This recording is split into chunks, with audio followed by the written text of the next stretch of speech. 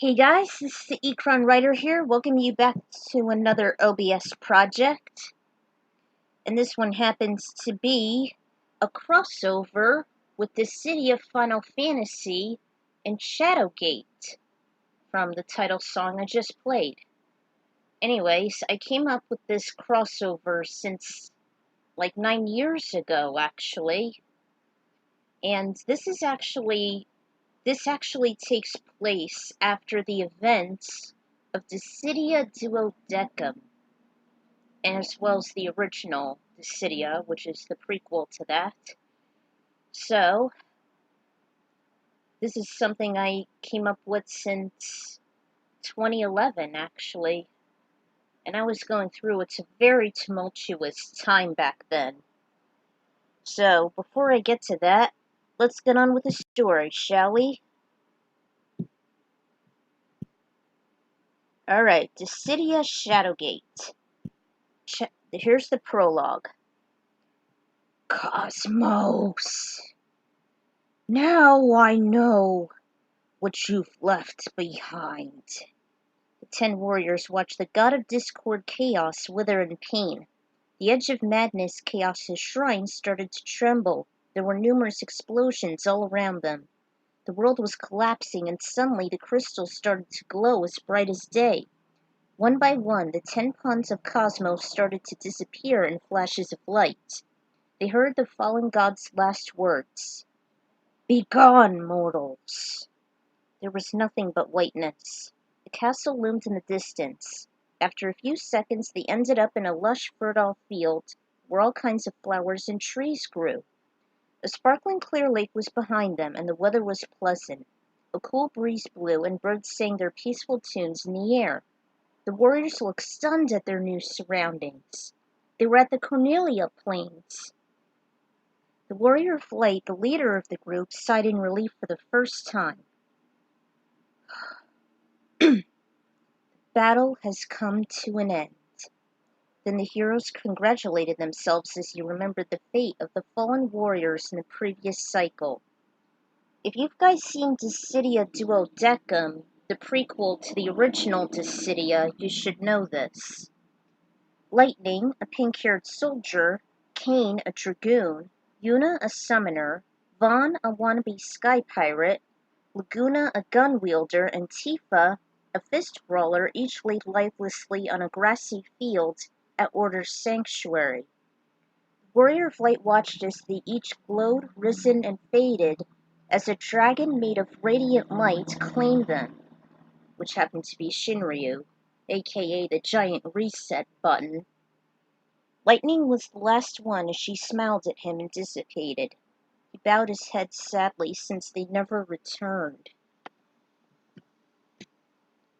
Terra, a young girl of magics, brought him out of his reverie as she laid a hand on his broad shoulder.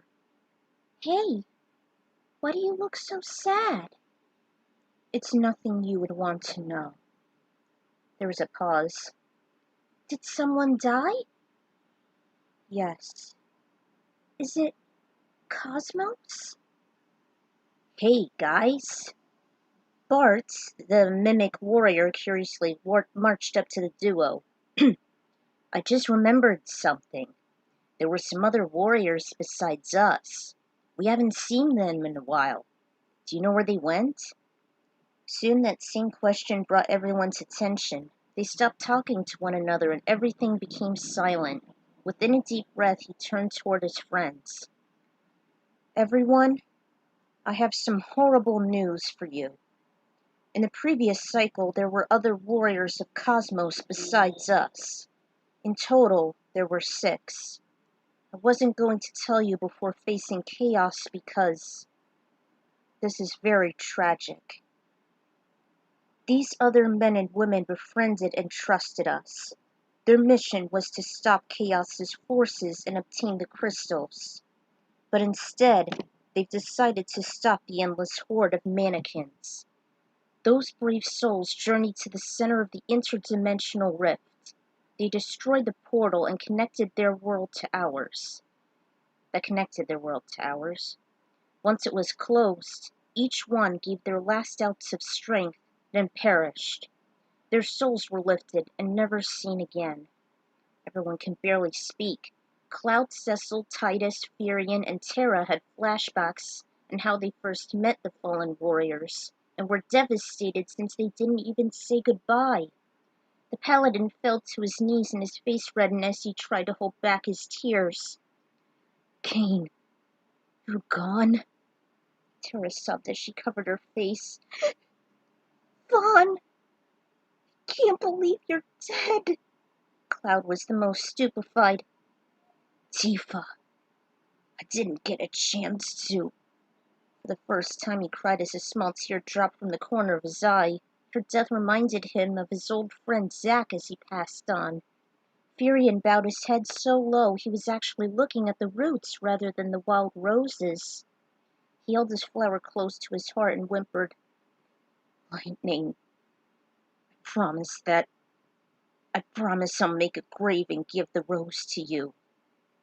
Your death shall not be in vain." He swiped his eyes with the back of his hand. Squall was the only one who didn't cry. In fact, his face showed no emotion at all. On the outside, he looked like he didn't care about Laguna's death, but deep down he was a wreck. He wished he'd known him more and gotten to know his jokes and lightheartedness. He sat and sulked under a tree with his gun blade stuck in the ground. This would make a mediocre memorial.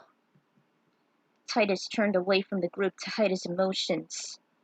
"Yuna, I never got to know you, nor understood you, but I'll always remember you.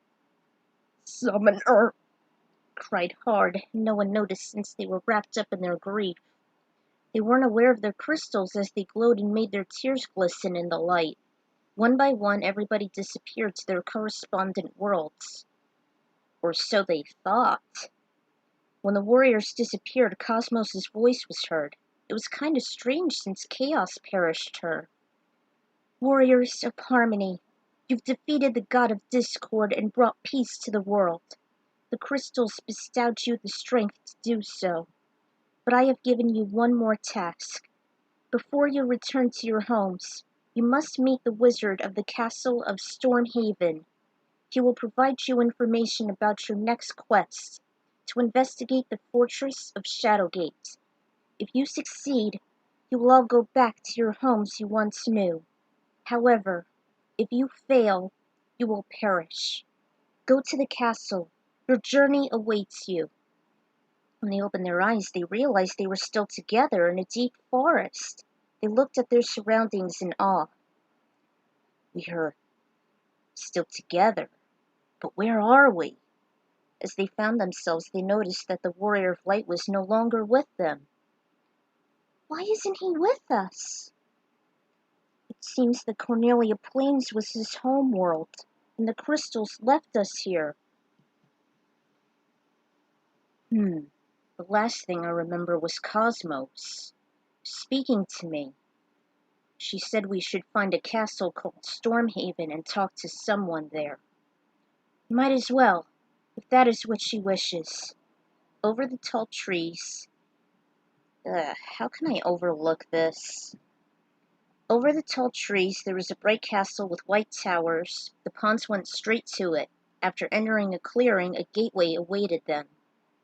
Lightning, Vaughn, Yuna, Laguna, Tifa, and Kane were sitting in the courtyard. They were discussing on how and why they ended up being here instead of their homes. "What are we doing here? Shouldn't we be in our homeworlds by now?" "I actually thought we'd be dead, since we closed the portal to the rift."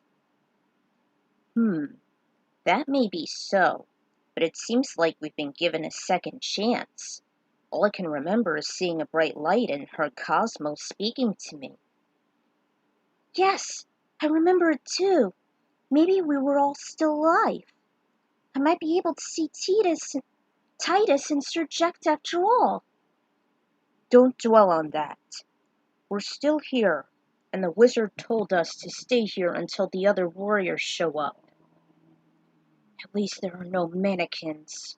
But we're still in this strange world. Maybe we're not alive, but rather in purgatory. I'm not sure why we have to stay here, It feels like forever since we destroyed that portal. I wish we could just go home already if it wasn't for Cosmos's last words." Then everyone stopped talking and looked perplexed as they sat like a bunch of inanimate dolls. Meanwhile, Firion and the others wandered the outside of the castle, seeing bards and townsfolk passing by. As they passed, they stopped and stared. They have never seen these people before and wondered where they came from. "Is this the place?"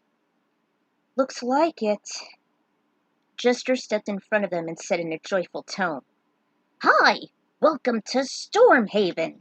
Ooh, you must be weary from your travels. Why don't you rest at our courtyard and stand before our holiness Lakmir when you are ready? Ta-ta!" "That sure isn't like Kefka." "No, that is actually a real jester." "And we are in Stormhaven. We're in the right place." "Let's rest for a couple minutes and meet ourselves to the king. We've been traveling for miles." As they went over the drawbridge and through the massive doors, the castle was full of activity. Chickens clucked in their coops, peasants were busy at work. Some of them were talking rumors about the land being threatened by an evil being. This reminded Cecil of Baron, and Firion reminisced about the strongholds of Finn and Altair. As they walked on, 2 guards in navy blue armor stood on each side of the next room, close by a door with a circular handle. One asked, "May I help all of ye? What brings you here to Stormhaven?" Firion stepped forward. We're looking for the wizard Lakmir. We wish to see him." "Bah! How do we know you're not messengers of the dreaded Warlock Lord?" "The who? The what?" "I'm sorry, travelers, but we've been in peril by the Warlock and his minions. They lurk from a dark castle known as Shadowgate." "Shadowgate! That was the castle Cosmos was talking about." "We're here to help. We've heard about Shadowgate from a fallen goddess." "Then it must be true. You're all welcome to stand before him. My pardons." Slowly the doors opened and the team went in. Lightning and her comrades heard the rumble of the opening doors. They shielded their eyes as they made out an army of warriors. As their eyes cleared, they saw Firion, Terra, Cloud, Titus, Squall, Cecil, and the others standing before them. "It's them! They're here!" They walked to them and embraced them as they talked all at once on how and why they got here. As the conversation quieted, "Where is he?" "Oh, you mean the warrior?" "He didn't come with us. He stayed at Cornelia and left us here." "Well, that's a relief. I was never too fond about him and his fairy tales anyway. Although I should warn you that Kane is..." Before she finished, there were trumpets blowing. The same jester appeared. "Hear ye! The warriors of Stormhaven has come!" Walked to them and escorted them to the throne room. "Please come with me." A tiny mage with pointy ears put her hands on her hips, and on the other side there was a young elven girl with long purple hair. She beamed with delight as she greeted herself. "What's up, y'all? I'm Pritch, one of the so-called warriors summoned by this guy over here. Ahem. My name is Shantoto. Can't you see? It's going to take a while to get along with me." What are you doing here?" "Oh, we came to help you on this quest that Cosmos assigned us to. And this wizard here will explain it all. Take it away, Highness." She did the air quotes. The majestic wizard stood up and put his tall wand aside. He waved his hands and said, "Within the castle Shadowgate lies your quest. The dreaded Warlock Lord will use his black magic to raise the behemoth from the depths. A combination of his evil arts and the great Titan's power will surely destroy all of the world. You are all the last of the line of our defense, the seeds of prophecy that were foretold eons ago. Only you can stop the evil one from darkening our world forever." Firion declared to stop the warlock and bring peace to the kingdom and beyond. "We will do it!" If it's to save this world and many others, that was a wish from a fallen goddess, and we shall fulfill it. I've assigned these 2 fine mages to assist thee. Please stop the Dark Warlock and the Behemoth. Will do. Fare thee well. And the weapon master and his party were off to the castle. He wished there were some chocobos to make the journey more faster, but they had no choice but to go on foot. Well, here's the Dissidia crossover. This takes place after the 12th and 13th cycles. As the conflict drew to a close, everyone realized there were still some warriors that have fallen recently. Particularly these guys. And that was the plot to Dissidia Duodecim. Now all of them wound up in Stormhaven for a final mission from Cosmos, a last hurrah before they return to home, if successful. Hope you guys will like this fic, and hey, the warriors have been defeated in Duodecim, so they gotta go somewhere, right? I never believed them to be dead. It really bothered me so much. I didn't like the plot to Duodecim. It was so bad. So, about this story, I've written this like 9 years ago, and at that time, my father and my ex-stepmom got into a very lethal dispute, and next thing we knew, we've actually been separated once for the first time. And I never got along with my ex-stepmom. Our relationship has been very toxic, and during an argument, a very lethal altercation, we separated. And we had a temporary restraining order, even though it was supposed to be permanent. We stayed separated for about 10 days. And at that time, I was playing Dissidia Duodecim, for the PSP, along with the original.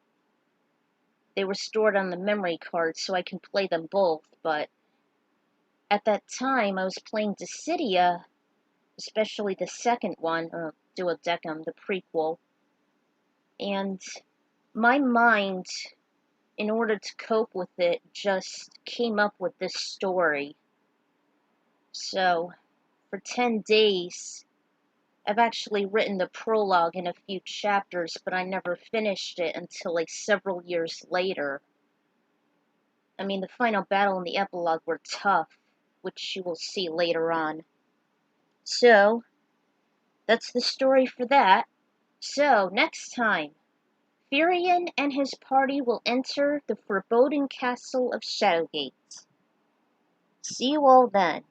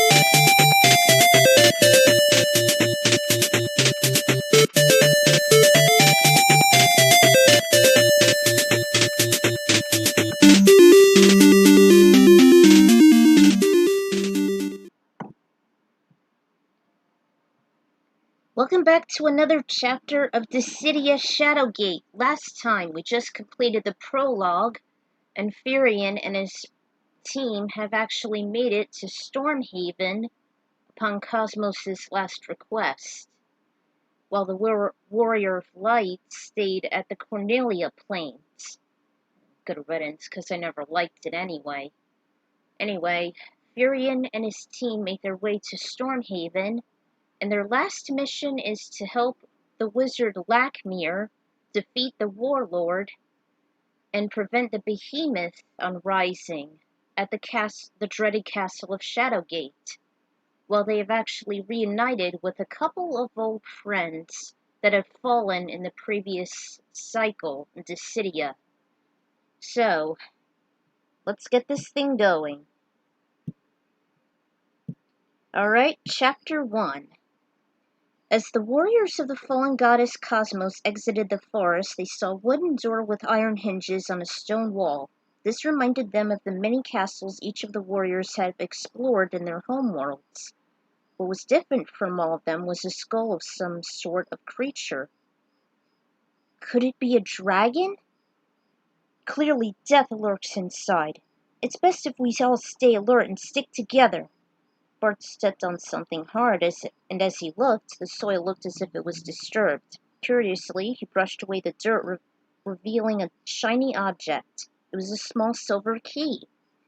"Hey, look what I found!" It gleamed under the sunlight, and he handed it to Furion, who opened the door. A loud shrieking noise was heard as they walked inside. The foyer was very spacious, and a domed ceiling towered over their heads. It looked to be approximately 50 feet high. The walls dimmed as two torches burned in their pedestals. To the right was a locked door, and in the center was another wooden door. As the group settled, there was a cold blast of wind, and the door behind them closed with a bang. The room darkened, and they heard a low, deep cackle. "That pitiful wizard Lakmir was a fool to send buffoons like you to stop me. You will surely regret it, for the only thing here for you is a horrific death." "You are certainly one to talk, but could you be able to walk the walk?" Voice didn't answer. "This place is definitely full of traps and ruthless enemies." "Indeed, but they can't stop us. This warlock may not be an easy adversary, but as Lakmir said, we must prevent him from summoning the behemoth and destroy him. Our only chance to do that is by working together. Understand? If we stay together, we survive. We fight as one like we did with Chaos. That is how we shall prevail." Took out his Ragnarok out for them scabbard and stuck it in the air as he cheered. "To victory!" So the journey was bound to begin. Darn errors. With the crystal shards removed and the wooden door unlocked, the warriors set foot on their quest. They entered a room consisting of granite descending stairs and a black book resting on a small platform extending from the left wall. It looked like an ancient tome, and its pages looked as if they haven't been used in ages. At the sight of the walls, Luneth began to shiver. "These walls seem uncomfortably close. I hope they don't cave in on us." "Relax, dude. These walls are as sturdy as a tank." To demonstrate, he knocked on it, and in astonishment, nothing happened. Luneth began to take a deep breath to calm his nerves. They grabbed the two lit torches with the crystal shards and walked down the stairs, but Zidane stopped them as he observed the black book. "Hey, I wonder what this black book is for. I'm sure it'll help us beat this warlock lord to a cripple." As he reached for it, the floor collapsed from underneath. After they fell half of a foot, Prish opened her arms and yelled, "Float!" As if by magic, everyone was hovering, but they were still below the ledge. Whew! That was a close one. He looked at his hands and he was holding nothing but thin air. The book was missing. Aw, man! I can't believe I lost it. "We can't dwell on that. Let's get to the top." He took a grappling hook and pressed a small button on its handle. With a loud whoosh, it extended diagonally upwards and hit the top edge of the wall. He climbed up the rope and the rest of the fighters followed, with Lunith and Shamtoto bringing up the rear. He saw a large stone at the center of the back wall and decided to hit it with his blade. Crack! The noise grabbed everyone's attention as they looked back at the Onion Knight as the stone was removed, and Lunith and Shamtoto looked inside a dark tunnel. For a small pest, I am quite impressed.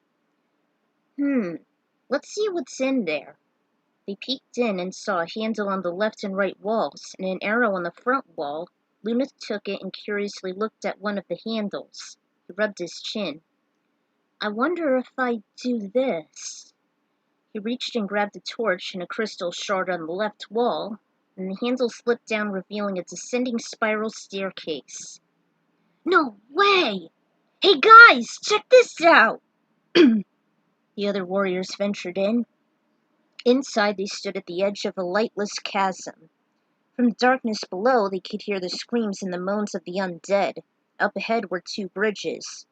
The left was made of stone and concrete, leading to another chamber, while the right had an old shabby bridge, leading it to a different place. It looked like it was in poor condition for anyone to stand on it. It would have collapsed since it was only made with frayed ropes and rotted planks. Everyone whispered all at once at their surroundings. Well, I suggest we head this way. Everyone walked across the stone bridge, and suddenly a shadow wraith wrapped in a worn-out cloak appeared out of nowhere in a flash of light. Whoa! I've never seen anything like this. Unless we were to die or something. Titus pushed in front, took out his Brotherhood sword and challenged it. Well then, looks like we got ourselves some fish to fry. Shintoto scolded as he appeared beside him. Do not lose your head, or you'll meet certain death. She pouted with her hands on her hips, and Yuna stepped into the fray. Let us fight together, with all our strength. First was Titus, who sliced the wraith. As a counterattack, it casted Curse on him, which prevented him to make his next move. Yuna used Esuna to reverse it, and Shintoto opened her hands, which started to make an orange glow. Then she shouted, Scorch! Be gone with you! It was Faraga. She released the flames which engulfed the apparition and vanished. She boasted with a smile. Easy! Far too easy! The trio heard footsteps, and Fearon asked if they were all right. Oh, certainly! That despot of the undead was quite a warm-up for me. All right, then. Let's get moving. And the team marched on. I should warn all of you viewers that this fic should never be used as a walkthrough by any means. In fact, you might as well watch this thing here. While some of the elements are similar to the original game, there are some variations since this is a Dissidia crossover. Just a warning, do not use it as a guide. Don't mistaken it for something else. So, stay tuned for the next part. Sorry if this was so short.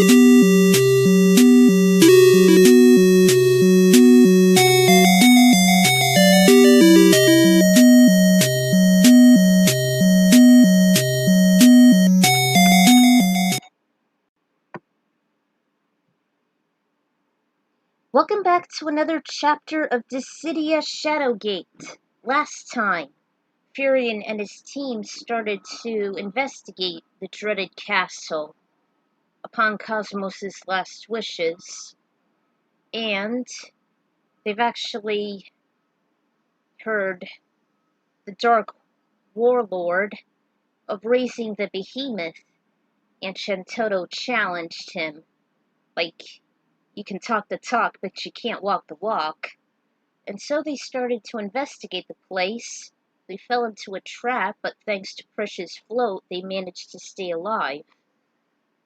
And they also encountered a wraith, to which Shantotto fried with ease, along with Yuna, upon Titus's cockiness.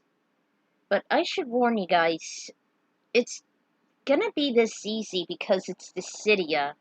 If it's just Shadowgate, it won't be so simple. So, I'm telling you all this, do not use it as a guide, because it's completely different.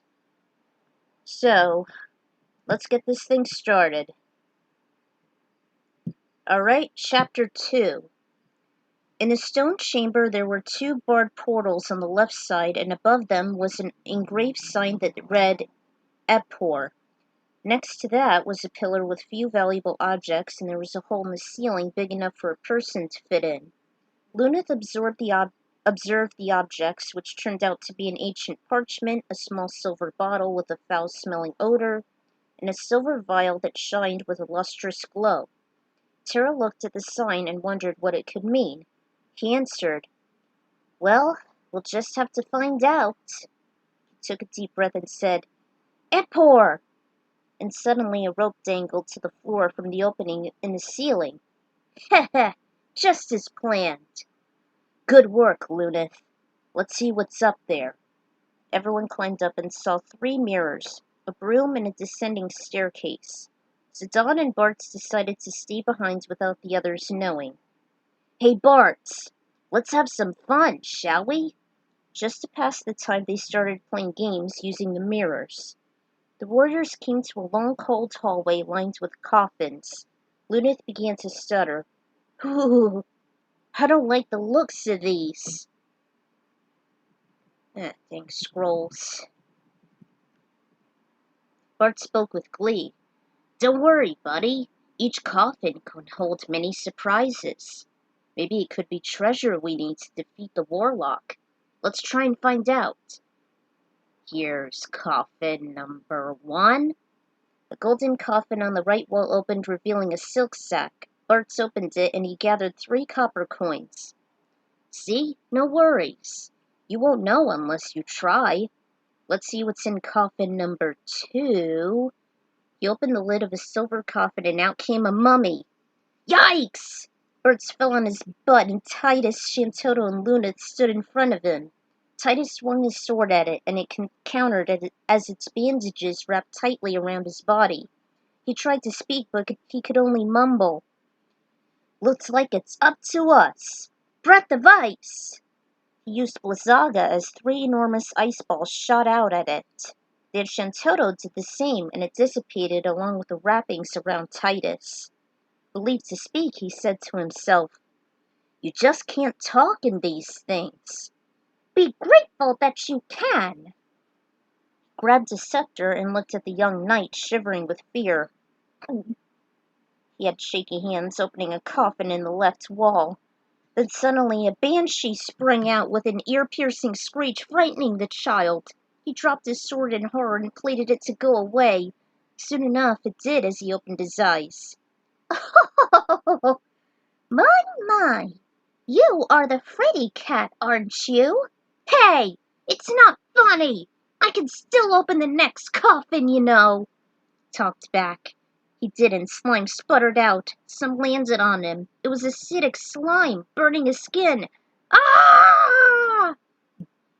In the nick of time, Terra rushed toward him and immediately casted Poisona, then Cure to heal his wounds. "Oh, thanks, Terra." She nodded in appreciation and grinned. The gang headed south to a room with carved walls as if they were made by enslaved mountain dwarves. As they approached, one room was each located on the side walls and another was a tunnel in the back wall. They headed straight and wound up in the same place where the floor collapsed. I think we might have missed something before we came here. Allow me, Furion said as he pulled out his grappling hook and extended it to the other side. Lunith climbed the rope over the abyss and wound up in the first room of the castle. He grabbed a key out from his pocket and unlocked the small right door which stored his sword and his sling. He made it back and followed the leader.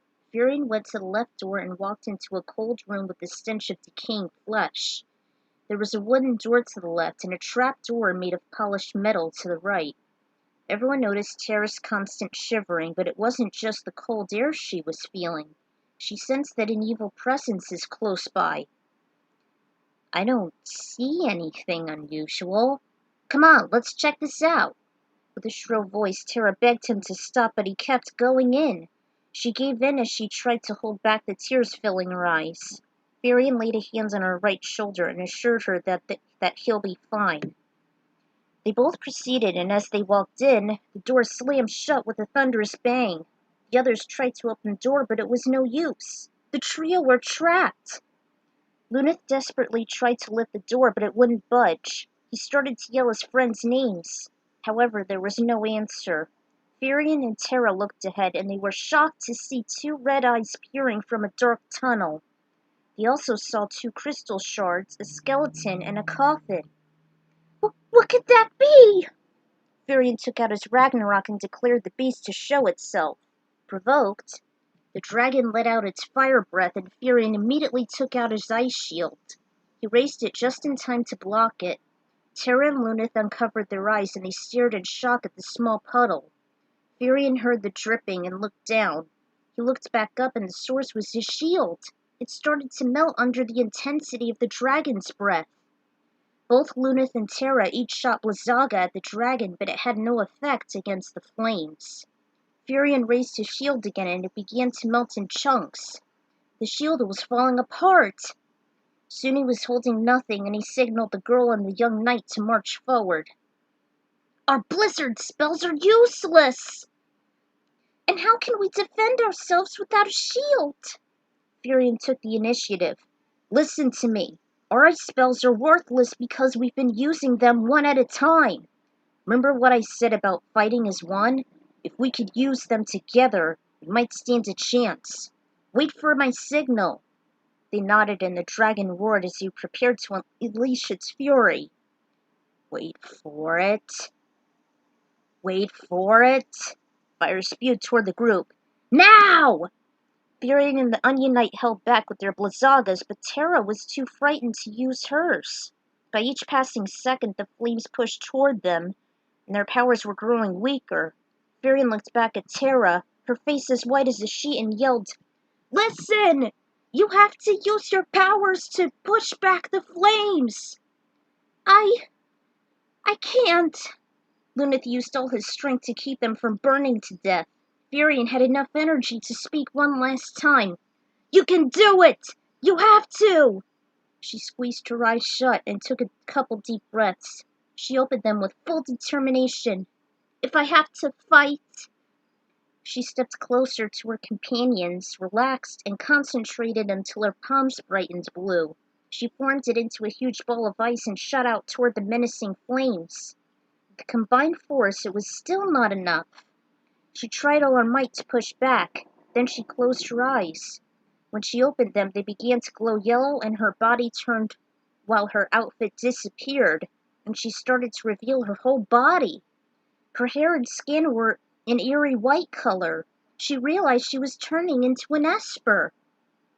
And this is her EX burst, by the way. She breathes heavily as she gains more strength. No more running.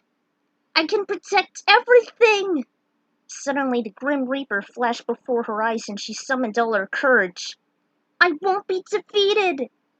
At that moment, she pushed the devastating ball of ice back, slicing through the merciless fire. It kept going back toward the dragon in the tunnel, pushing it to the back wall. The beast couldn't stand it, and eventually the whole tunnel lit up.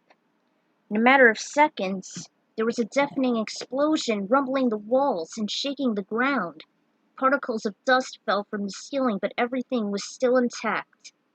Terra dropped her arms and collapsed in a heap, while Furion and Lunith unshielded their eyes. They were stunned by the impact of the ice blast. Everything fell silent, and Lunith whispered, We've done it! We've won!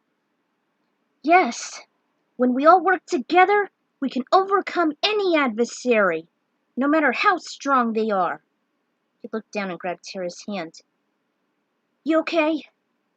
Yeah, she said as she stood up. She looked around in utter shock. Did we defeat it? Yes, because we all work together. If we keep doing it, we'll soon defeat the Warlock, and then we'll be able to go home. We wouldn't have done it if it wasn't for you. She shone the biggest grin on her face and thanked everyone for their encouragement. Furion! A voice called from behind.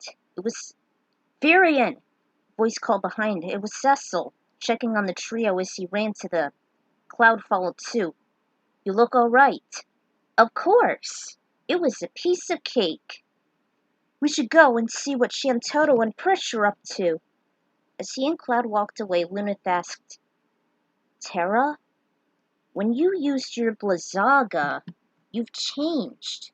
What was it? That was an Esper. It seems that she is half human and half Esper. That's probably how she got her mystical powers. Her eyes grew wide as she gained insight. Oh, yes. At my homeworld, I remember meeting an Esper sealed in a statue telling me that was how my parents raised me. After the War of the Magi, no one was able to use magic besides the Espers, except me. That was why Kefka was so obsessed with me, because all he wanted was the Esper's power, and me as tools of destruction. As a slave, she usually remembered war and death. Since her revival, she wanted to ease her pain. But when he perished, they started to disappear, and I could still use them. Her face darkened when she thought about losing control of them. As if reading her mind, Furion rested his hand on her shoulder and assured, That's why we have you. You use your powers for good, to protect us and fight against adversity, thanks to you. And after we beat the Warlock, we can return home. Then everyone will welcome you with open arms. She then explained about her reasons why she eagerly wanted to return home. She's not sure if she has anyone that will be waiting for her. She doesn't want any more conflict. She wants to be home where it's usually peaceful and she doesn't have to fight anyone. Come on, guys, let's get a move on here. And so they trekked on to what new challenges laid ahead of them. Well, I guess that's it. I'll go with Chapter 3 later. And I pretty much explained about her roles in both Dissidia and Final Fantasy VI. I thought this would be the best time to test out Terra's skills against that dragon, cause, well, you can't actually beat it in the real game. In Shadowgate, it's like indestructible and it's an easy death. So, yeah, that's pretty much it. I changed up all the rules here. So, see you guys in the next chapter. Later.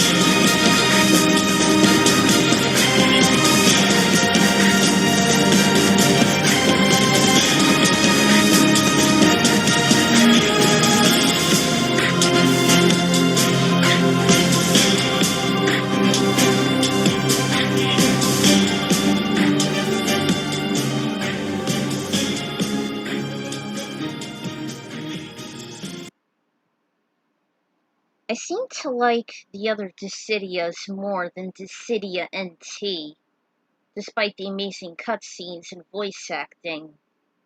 Dissidia NT is actually worse than the others. Welcome back to another chapter of Dissidia Shadowgate. Last time, Firion, Lunith, and Terra have actually defeated a menacing dragon, which would be like invincible in the original game, in Shadowgate. So, they continue their quest as they investigate the dreaded castle, and Firion stuck with his advice, as long as they stick together, they'll survive. So, let's get this thing going. Alright, Chapter 3. Meanwhile, back at the cold room, Shantotto and Prish were examining a trapdoor. I wonder what this lousy contraption is used for. Prish wondered as she opened the lid. Inside was a ladder descending into a dark abyss. Let me take a look, Doc. Shantotto puffed angrily. Grrr! You always want to do things your way. It's quite annoying, wouldn't you say? The white mage monk shrugged and sighed. Be my guest. As her partner climbed down, her foot slipped as the rung broke. Ah! She hung on to dear life as she climbed up from the cellar. She dusted off her tunic and informed. The ladder seems incomplete. It's quite fatal if you fall on your feet. That seems like sound advice, Doc. They both returned to the White Room. At the White Room, Titus, Una, Vaughn, and Lightning walked on the riverbank as they saw a pond with bloodthirsty sharks. Sharks in a pond, really? And a line-covered skeleton watching them with eyeless sockets. As they approached, Titus said excitedly, Ah, now this I can relate to. As a star ace, water is my specialty, you know. Don't lose your head, water boy. We must stay away from this lake and keep our heads on our shoulders. The quartet marched on to a subterranean cascade where a waterfall descended into a cool, clean stream. Vaughn kneeled down and picked up some stones. Here's some great souvenirs. Lightning looked at him blankly. You really are a pack rat, aren't you? Hey, you never know when we might need them. She rolled her eyes and then continued forward to a cavern with damp walls. Vaughn felt a chill run down his spine.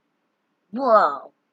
Now I know how Lunith feels about claustrophobia. He muttered at the irregular structures. He saw a big rock in between the walls and scratched his chin. I wonder if I can do this. He threw a stone toward the rock and it left it dangling, revealing a sack filled with 3 jewels, a red gem, a white gem, and a blue gem. Vaughn's face brightened as he gazed upon them. Wow! This is every pirate's dream! Lightning grabbed his shoulder firmly to interrupt his reverie. Ow! Will you stop fantasizing and concentrate on what's going on? She released her hold, and Vaughn followed after he let out a grunt. Ugh. Still examining the jewels, Vaughn went back to the White Room with the others. Wait, hold on! He ran to the cold room and found... Wait, hold on! He ran to the cold room and found a small hole in the stone wall. He took out the white gem and stuck it in. A small sphere appeared on top of the stand. He touched it and it felt as cold as ice. He rushed past his friends to the pond and dropped the sphere. Keep doing this. It froze instantly upon contact, and he slowly treaded toward the skeleton. He took the key, thanked it, took the ice sphere, and headed back to the shore. Back at the mirror room, Zidane and Bart were making faces at each other. It was a contest to see who can make the scariest face to frighten the opponent. After each face, there were periods of laughter. A few minutes later, Vaughn rushed to them and showed them his treasures. Wow! You're becoming quite the thief! I'm sure these jewels are very useful for something. I mean, you never know what you might find. As quick as the wind, Zidane stole the red gem. Vaughn looked down at his empty hands and yelled, "What? Hey, wait! Give it back!" The genome threw toward the center mirror. It shattered, and the shards of glass fell to the ground as they tinkled. There was an iron door hidden from the debris. "Nice shot, Zidane. I wonder what's in there, since we don't have anywhere else to go." As the trio marched forward, a shadowy hand reached out from the right mirror. It looked as if it were coming from a portal to another dimension. Unbeknownst, the hand grabbed the thief's tail and yanked him belly first to the floor. Bart and Vaughn ran to him and grabbed his hands, pulling him away. With each passing second, they were losing their grip, and the hand pulled the helpless genome closer to the portal. From the cellar, Squall walked up and saw what all the commotion was about. He watched his friend struggle, then he aimed his gun blade and shot 3 times at the dark arm. It dropped him with a thud and it disappeared into the portal. When Zidane was calm enough, he stood up and said, "Whew, you saved my skin, thanks." Squall informed them, "Stay sharp. This isn't the time or place to be playing games." The bashful thief rubbed the back of his head with a red heel in his cheeks. They moved on to the door, which felt hot to the touch. With some elbow grease, the door slid open. "Oh, man! So this is what hell feels like," Zidane thought as he felt the intense heat. Across was a massive stone bridge with raging flames on each side, and a door up ahead. "We can't stay here for long. We have to act now." Bart marched up to the door and opened it. It flew open as a gust of wind knocked him back. Frightfully, he saw a flame horror towering over them.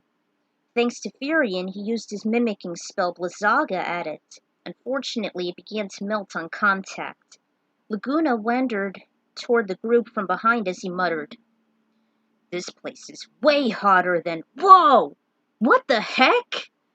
He drew his bazooka and fired a laser beam at the beast, but it had absorbed it. Even physical attacks were futile since it had a never-ending burning body. Laguna panicked. "It's no use! Our weapons and magic are worthless!" When it was Vaughn's turn to strike, he scratched his chin, snapped his fingers, indicating he had an idea, and dropped the ice sphere into the flames. With that, they disappeared in a flash of light, and so did the fire drake, since there was no energy to feed it. The ground was now covered with a thick oil. Vaughn stretched. "Whew, that's the end of that. No way we can restart this fire." Everyone sighed with relief. "That was impressive.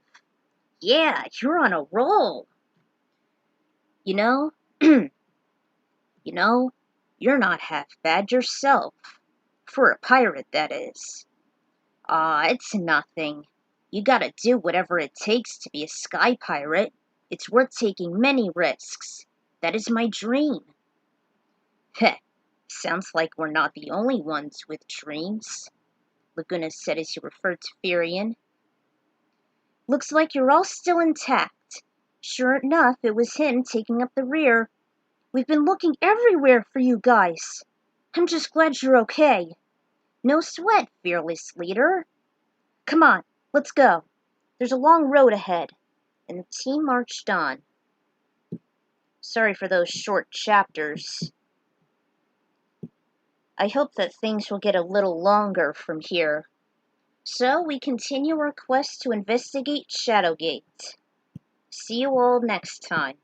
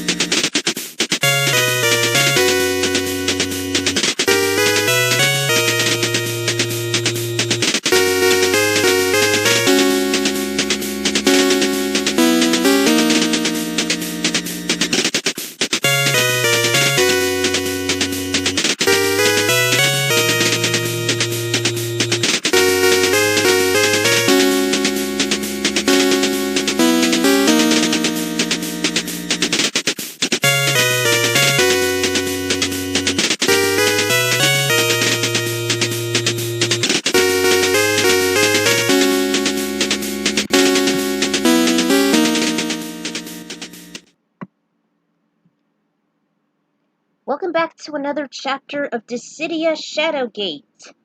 Last time, the Cosmos Warriors are continuing their investigation through the castle Shadowgate, and in order to return to their homes, they have to defeat the Warlock Lord, of course.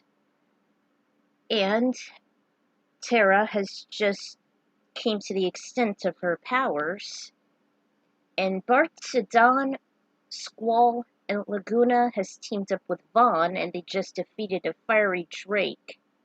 So, they continue on their quest. Let's get this thing going.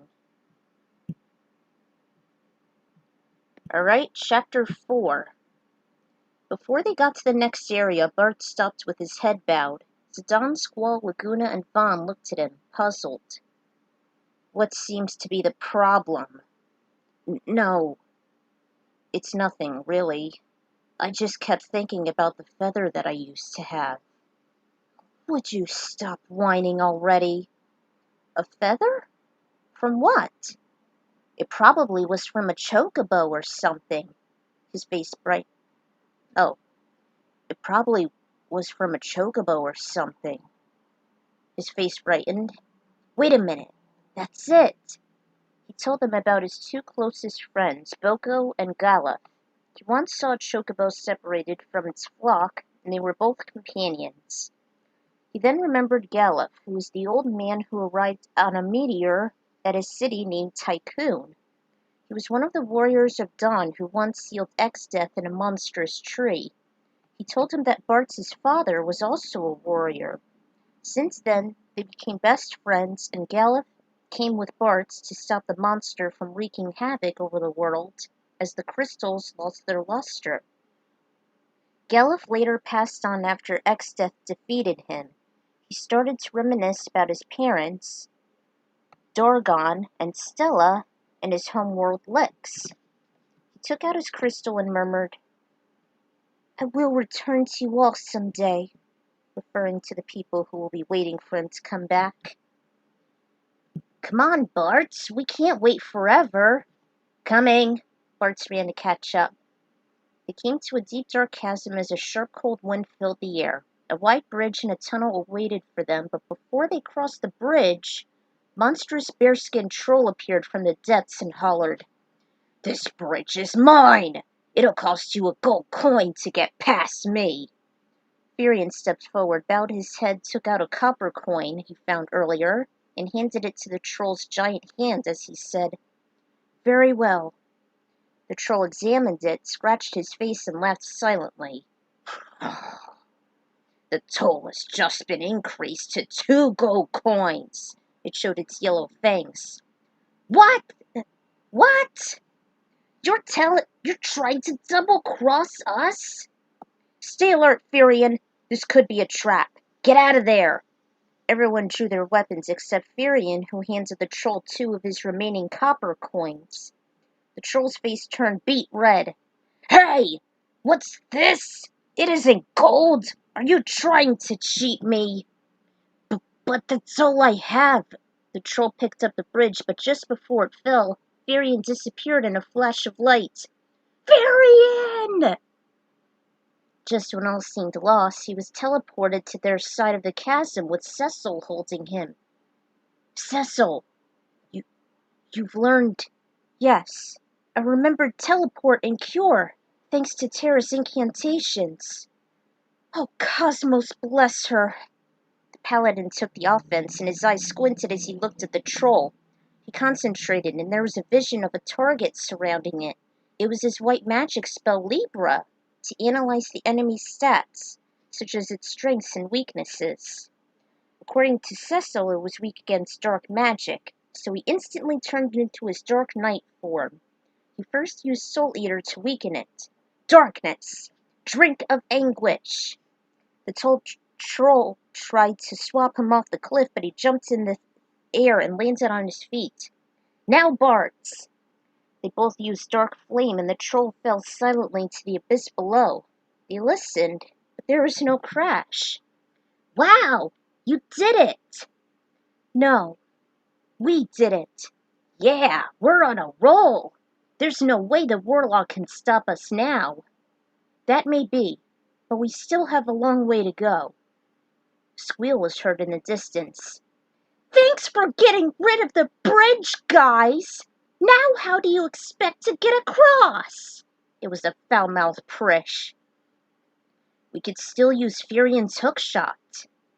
Or what we could use is... You're lucky you have a dragoon at your side. It was Kane. As he folded his arms, he recommended to use his jump ability to carry the warriors to the other side of the chasm. Soon the heavy heroes used the hooked chain, while the lighter ones were lifted and brought to the other side. It was less exhausting for the dragoon. When everybody was accounted for, Lunith said, "We are all here, because we're not alone. Let us move forward," Cecil led the team. The moon illuminated the courtyard with its silvery glow, and an old vast well made from stone and mortar stood at the left corner. The party heard a low growl, and Prish thought it was her stomach growling. She put her skinny hand over it and felt nothing, realizing it could be something else making all that ruckus. In the distance, she saw two red eyes in a dark doorway, and there emerged a Cyclops ready for battle, with club in hand. He let out a war cry and charged toward her. "All right, time for some fun!" She put her dukes up and flipped forward. Yah! She landed a Howl fist square in the groin, and it retaliated by knocking her backward with its devastating club. She recovered and landed on her hind legs. She looked back at Cecil watching the fray. "It's time you should learn some pointers," she said, referring to her white magic. She healed herself, wiped her lips with the back of her hand, and challenged it. "I'm just getting warmed up." Her body turned white when she used Protect to minimize herself against physical blows. Then she turned red as she casted Haste on herself.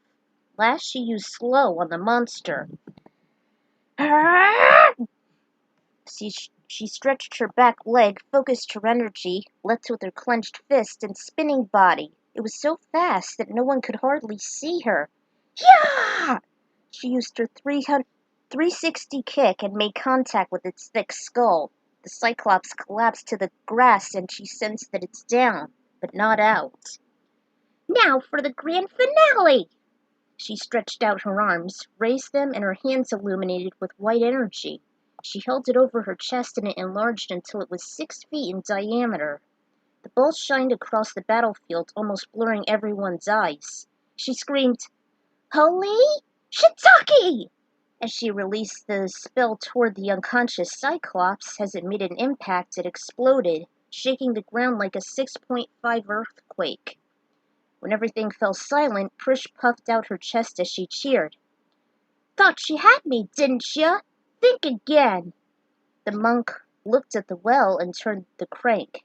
It spun rather easy, and a bucket came up, hanging by a thick rope. "Ooh, I wonder what this could be." Thinking to herself, she hoped it would be full of scrumptious food. However, there were gold gauntlets inside, and Prish clapped happily. "Hell yeah! Even better than food!" As if on cue, her stomach rumbled. She held it embarrassingly. "Whoopsie! I spoke too soon." She put on the gauntlets and rushed ahead. Wow, that was a short chapter. So, we continue our quest to investigate Shadowgate. And with the help of Cecil, Bart, and Prish, we were able to make it further. So see you guys in the next part.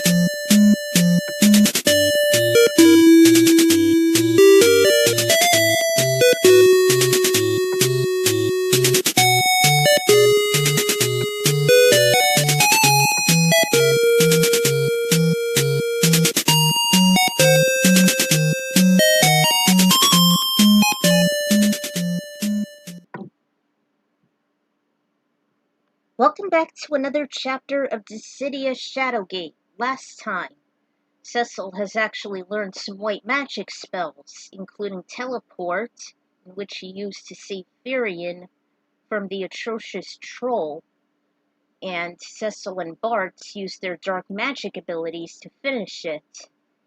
And thanks to the help of Firion's grappling hook as well as Kane's jump, they were able to make it to the other side of the chasm without the bridge, in which the troll destroyed, while Prish actually received some gauntlets and used them to fight off the Cyclops with little to no effort.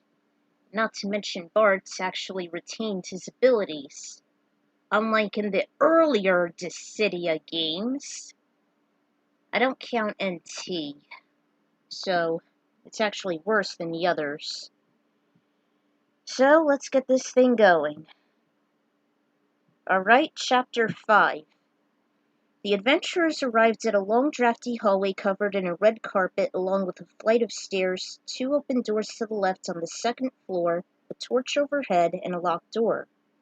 They all sensed that the warlock is close by. Their nerves became uneasy, but they still forged ahead. As they passed the first door, Lunith wandered in it. To his surprise, it was a library filled with books collecting almost 500 years of dust. Above the bookshelves was a human skull. He had goosebumps over his body as he thought what it would mean. To the left was a sturdy desk with a closed drawer and a black book. He thought it was the same book he saw before, only larger. The prophecy was written in gold script letters on the cover. On the wall was a clear drawing of the Cornelia Isles.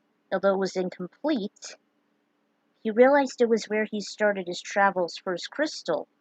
This was not good. He opened the book, but he couldn't really read what was in there. It almost looked like chocobo scratches. Next, he opened the drawer and saw some spectacles which looked like it was worn by an old man. He put them on and almost felt lightheaded. When his vision cleared, he read the book. The light grows faint. The path winds round. Where life is lost, wisdom is found. This reminded him about the unfortunate events after Cosmos' death. With a straight face he read on. The seed of the dream, for the evil is free. Where the sword is hung, he must place the key. Dreams? Evil is free? He thought about Firion's dream and his determination to stop the Warlock Lord from summoning the behemoth. He turned the page. A bridge to form amidst burning death. A demon to guard. At the center of the page in bold letters it read, Matari riseth. As he read the 2 words aloud, the book vanished. Blinking his wide eyes, he stared at the place where the book was. Another magic spell? I'm getting pretty good at these. Just then he saw a hole in the wall next to the bookshelf. He put in a red gem and it glowed as if it was on fire. The shelf slowly turned, revealing a secret passage. He went through. Inside he saw a fireplace that has burnt out centuries ago in a brick wall. Across from it was a globe and a stand showing all of the known lands. Could it be the distant worlds everyone lived in? He could see a large continent in the center. He recognized it as his home, the floating continent, where he was raised as an orphan. As he turned it, there were castles, deserts, mountain ranges, forests, and every other landmark. He understood why Cosmos and Lakmir summoned him and his friends here. The behemoth is going to destroy his homeworld if freed. Looking closer, there was a seam as he traced his hands on the equator. He tried twisting it, but to no avail. He then took a fire poker and a lustrous cup on the mantle. He casted fire, and logs began to spark. The room became warm, and so he sat down on the floor to relax his aching feet. He decided to open one of the scrolls and read it. Lands under the heavens, the key to the world. In bold letters it said, Terra Terrak. Terrak? Meaning crack? As he said it, the globe opened, uncovering a key. In astonishment, he opened another scroll. To move the sun from far to near, light is what the darkness fears. Instantum Instantum illumina. Nothing happened with that spell, but it bestowed hope on the little knight. With complete confidence, Luneth marched to the hallway and headed to the next room. He smelt a candle that was burnt, but there was no air for circulation. He started to cough and he heard a low rumbling sound. Was that a furnace? He looked inside a cage and saw a mutated dog lunging toward it. He backed away so it wouldn't reach him. Fearing for his life, he made haste. He looked inside the kennel and there was a poisonous liquid inside. This was definitely the source of this stink. He also saw a horseshoe lying next to his right foot, and a test tube and a few bottles on the shelves. He lifted a latch from the floor and appeared a hidden vial. This must be some kind of laboratory. Maybe for witchcraft? He thought about the cloud of darkness, but when the dog slammed on the cage, that knocked him out of his daydream. He ran out. The Onion Knight came to a garden with a big fountain in the center. He examined the water and hesitated. No, this must be the slime again. From the smell of it, he backed up and noticed there was a flute stuck in it. He used Blizzard and the water froze. He snatched the flute and started to play it. It was music to his ears, and when he looked back, he saw a hole in the tree with a ring inside. Feeling he has nothing else to do, he ran back to the hallway and headed straight for the door. Inside was a banquet of some sort. At the top floor, he saw a chest and a mirror with 3 doors locked. When he stepped toward a door, he heard a tingling noise, as if there was something metal underneath. He removed the rug and found a key. He used it on the door in the middle and saw 2 arched doorways already open. He went right, and a thunderstorm with gusts of wind loomed from outside. He headed further and saw a pot and a sack. He opened it and saw a big coin and 3 gold ones. Well, it's about time, he said triumphantly. He examined the pot, but it was a trap. The ledge gave way, but his hand was grabbed by Furion. I got you! He pulled him up and was grateful that he found him. We should go. I don't like where the wind and the lightning are going. Luna thought that, with all his weapons and armor, Furion would be human lightning rod. No question. They rushed inside and went to the left door. In it were 2 tall torches and a horn on the floor. The cool breeze blew against their faces, but they still felt a little hot. Reaching for the horn, fire ignited from the hole. When they opened them, they saw a flamehound, which made the room hotter. The 2 of us can't stand a chance against this monster. True, but remember what I told you. He did, about combining their powers together. The 2 unleashed their prowess, and the hellhound vanished with a burst of flame. Luneth took the horn, and he and Furion pressed on. At the 3rd door, they saw a creature glaring at them, with the body of a lion and the head of a man. A sphinx! They usually appear when there is a riddle to be solved. I wonder what it could be. The sphinx spoke. Who are you? No one may pass without my permission. First you must answer this riddle. I'm a fire's friend. My body swells with wind. With my nose I blow. How the embers glow. Huh, that's odd. He's got me stumped. Furion was still curious. Could it be a phoenix? Or some other entity? Dost thou know? Bring me the riddle and you shall pass. Wait a minute! Onion Knight's eyes brightened and took out the bellows he found from the fireplace. The sphinx smiled with its shiny fangs gleaming. You've answered it correctly, warrior. Thou shalt pass. I don't know what we'd do without you, kid. He patted his back and Luneth blushed. On the way up the stairs there was an observatory with a telescope and a star map on the wall. A scroll was laid on a wooden round table and a ladder ascended through the ceiling. Luneth opened the scroll. Observing the stars, the throne constellation appears once every 5 summers. Legend says that it's a portal to a foreign land. He gazed on the star map and took it. There was a seam at the side of it, so he opened it, revealing a rod. Star? Rod? This could be useful. Furion reminisced about how Cecil mentioned his Lunarian heritage. He suddenly almost forgotten him and rushed up the ladder. Furion, wait! Lunith trotted behind him. Wow, done already? Well, stay tuned for the next part, guys.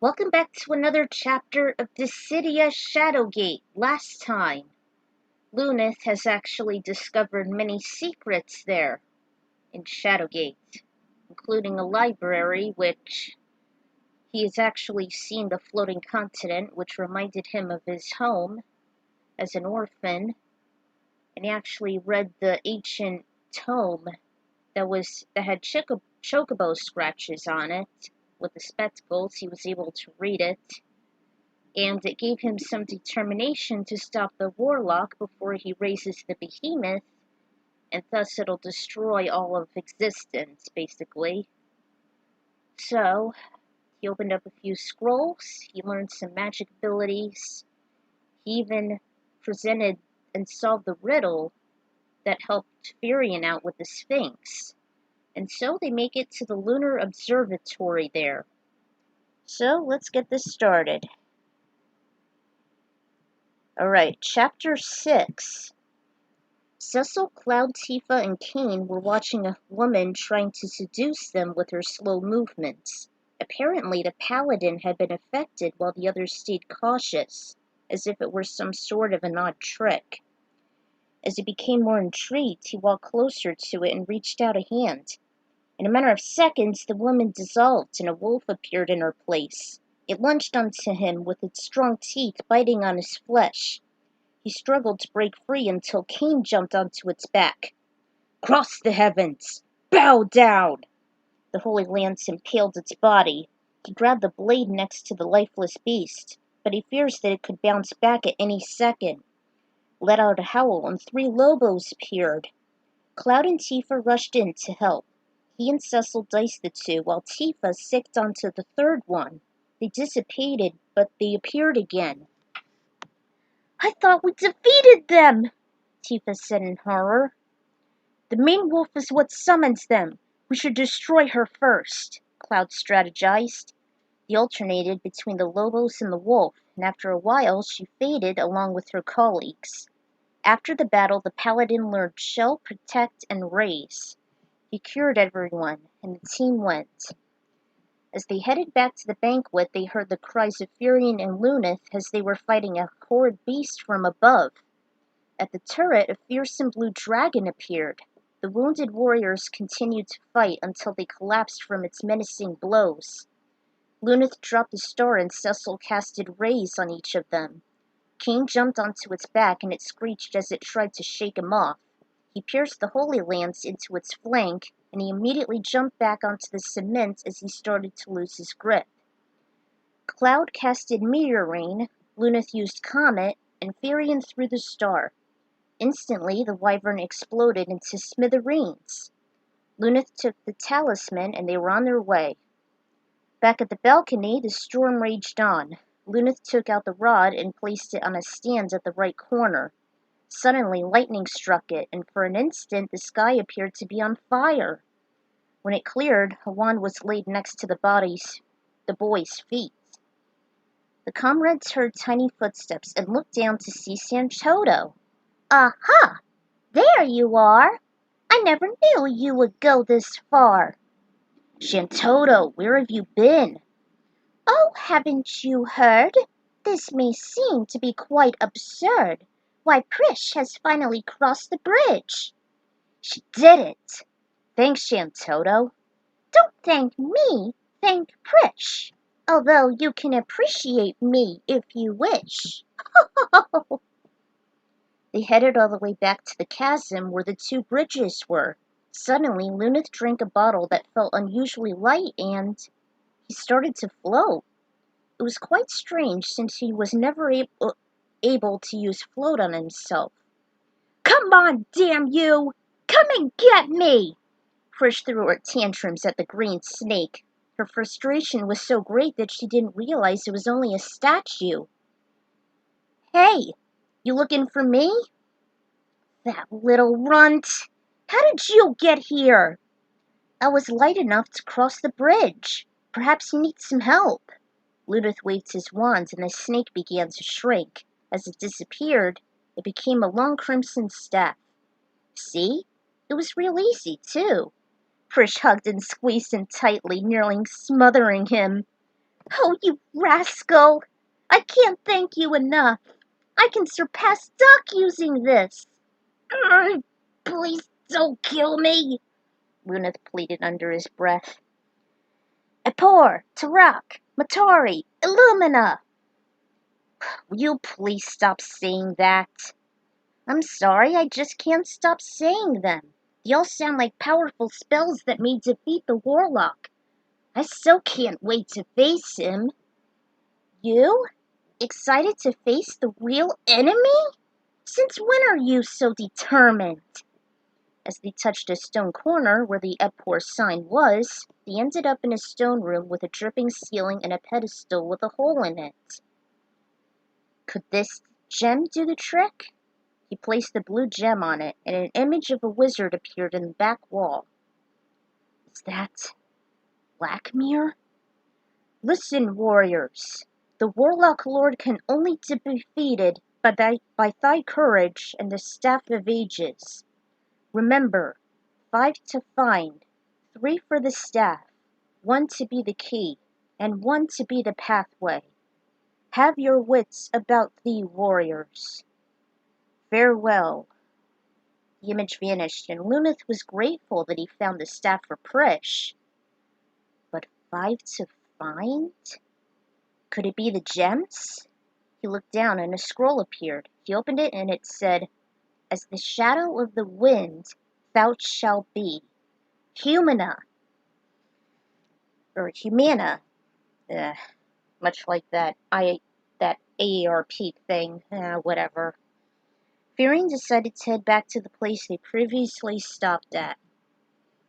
As they headed back to the chasm, the troll appeared. He demanded for 1 gold coin. "Eat this, you rotten geezer! Humana!" Lunith chanted, and everyone turned invisible. Its head turned as he attempted to figure out where his friends went. They were able to slip by without any hassles with float from Prish. Firion, Lunith, and Prish stood before a skeleton wearing a gold crown sitting on a throne. The strangest thing was that it didn't seem to move or speak. Firion gave the spectre to it, and the right pillar lowered. A small hole was seen, and he used the ring from Lunith, which lifted the skeleton, revealing a secret passage. The gang descended to a hallway with large granite slabs. They headed straight and saw a gargoyle on each pedestal guarding a small passageway. "Do not take the left path, otherwise you're gonna get crushed. Just look for traps. Yeah, whatever, deceased crab.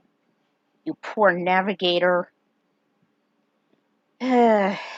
Anyway, With a strange feeling, Lunith told Furion and Prish not to go straight, as they would awaken the beasts, so they decided to go right instead.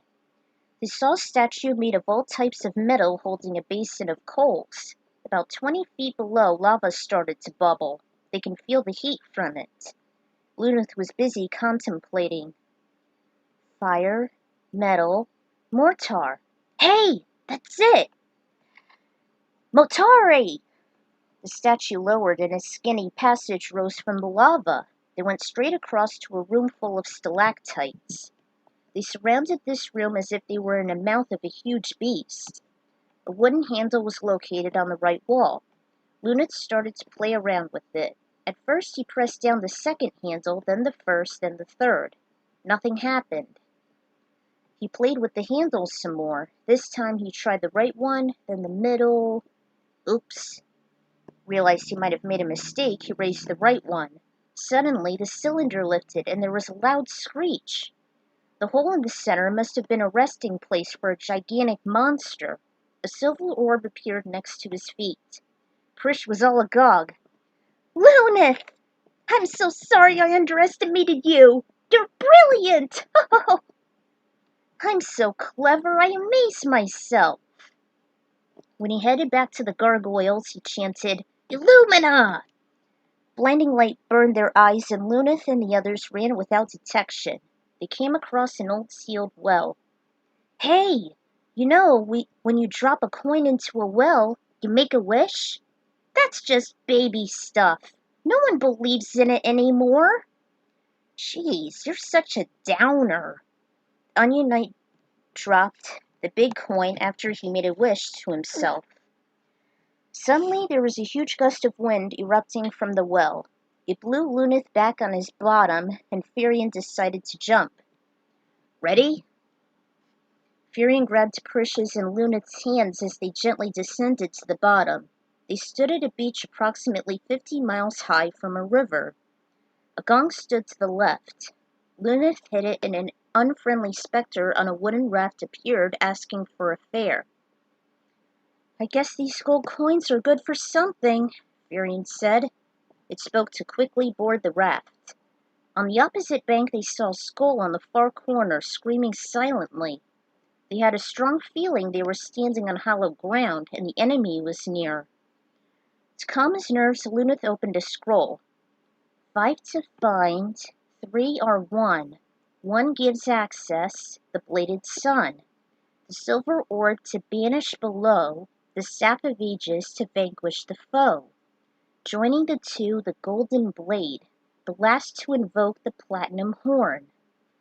Platinum horn, silver orb, staff of ages. I got 'em all!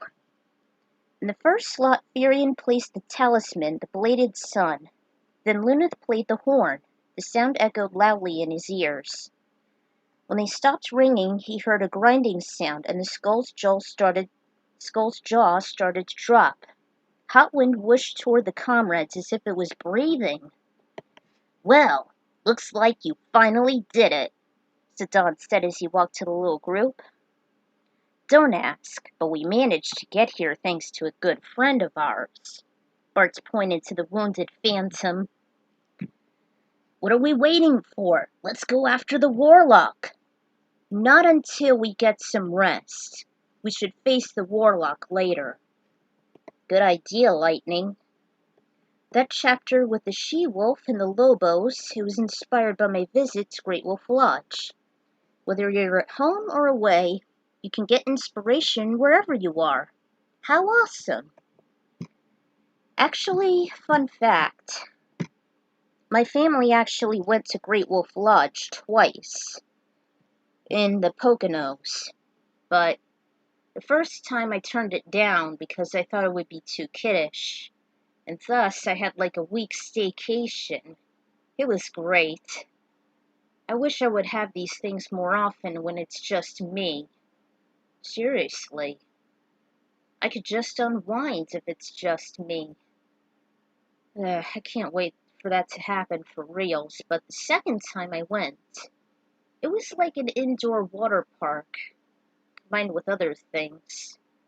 So, next time, the Cosmos Warriors are actually going to reminisce on themselves before they actually have a chance to defeat the Warlock. We're almost there, guys, finally. So, see you all then.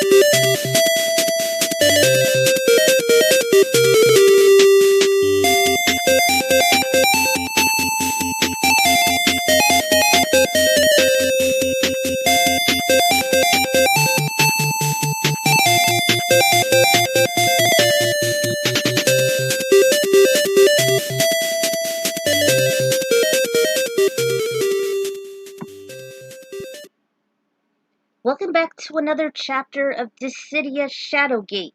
Last time, we have finally made our way to the last stronghold. But before we face the Warlock, though, Lightning suggested that they should have some shut-eye first. I don't blame them, with all those mind-bending obstacles and puzzles they had to solve, and all those battles they had to face in preparation for this. I can't blame her.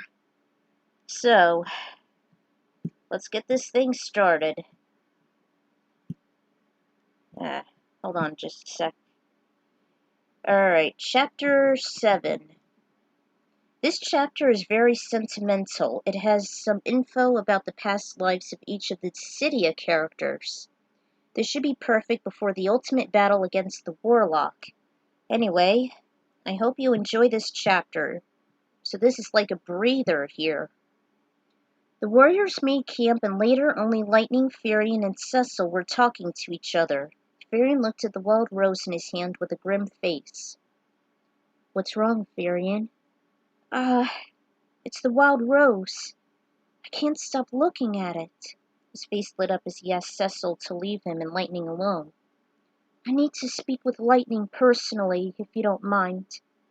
"Not at all. I'll see you two when we awake." Cecil stood up and walked to the slumbering warriors and settled down. Thoughtfully, Lightning looked at her friend and asked, "You seem to have a lot on your mind. Why don't you just spit it out?"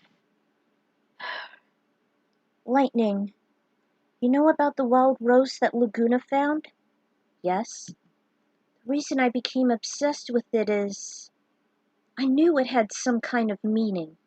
I've been thinking about my dream, about ending the conflict, and a world blooming with wild roses. That no matter what we've lost, we would still have hope, that even the wind and the rain could provide us with strength. But it seems like there was more than that. I've realized what I've forgotten." "And that is?" "The words wild rose. It was named after a rebellion I once belonged to, along with my best friends. It was an organization that fought against the Palametian Empire and brought peace to the world. just like my dream. I knew that memory will come back to you eventually. And what about you, Lightning? Have you found out about your vision of the rose petals dancing in the wind? Yes, I have.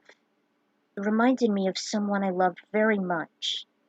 She hesitated, and in a few seconds she went on. His name was Snow.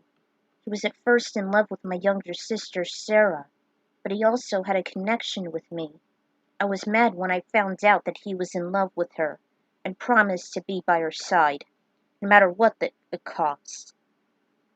A few years later, she'd been crystallized, and eventually, his determination rubbed off on me. He made a promise that we will find my sister soon, and that time, he proposed to me. I was afraid to accept it because I thought he was still in love with Sarah, but after we reunited, I decided to take that chance. And during the ceremony, that was when I saw rose petals swirling in the wind. It was so beautiful. She started to reminisce the event. Light. So it really does have a connection after all. Oh, you want it back, don't you? He handed her the rose and she thanked him. She stood up and walked away, but before she reached her friends, she turned. Oh, by the way, my real name isn't Light. It's Claire. I've changed my name so that I had the determination to save my sister, since she was all that I had.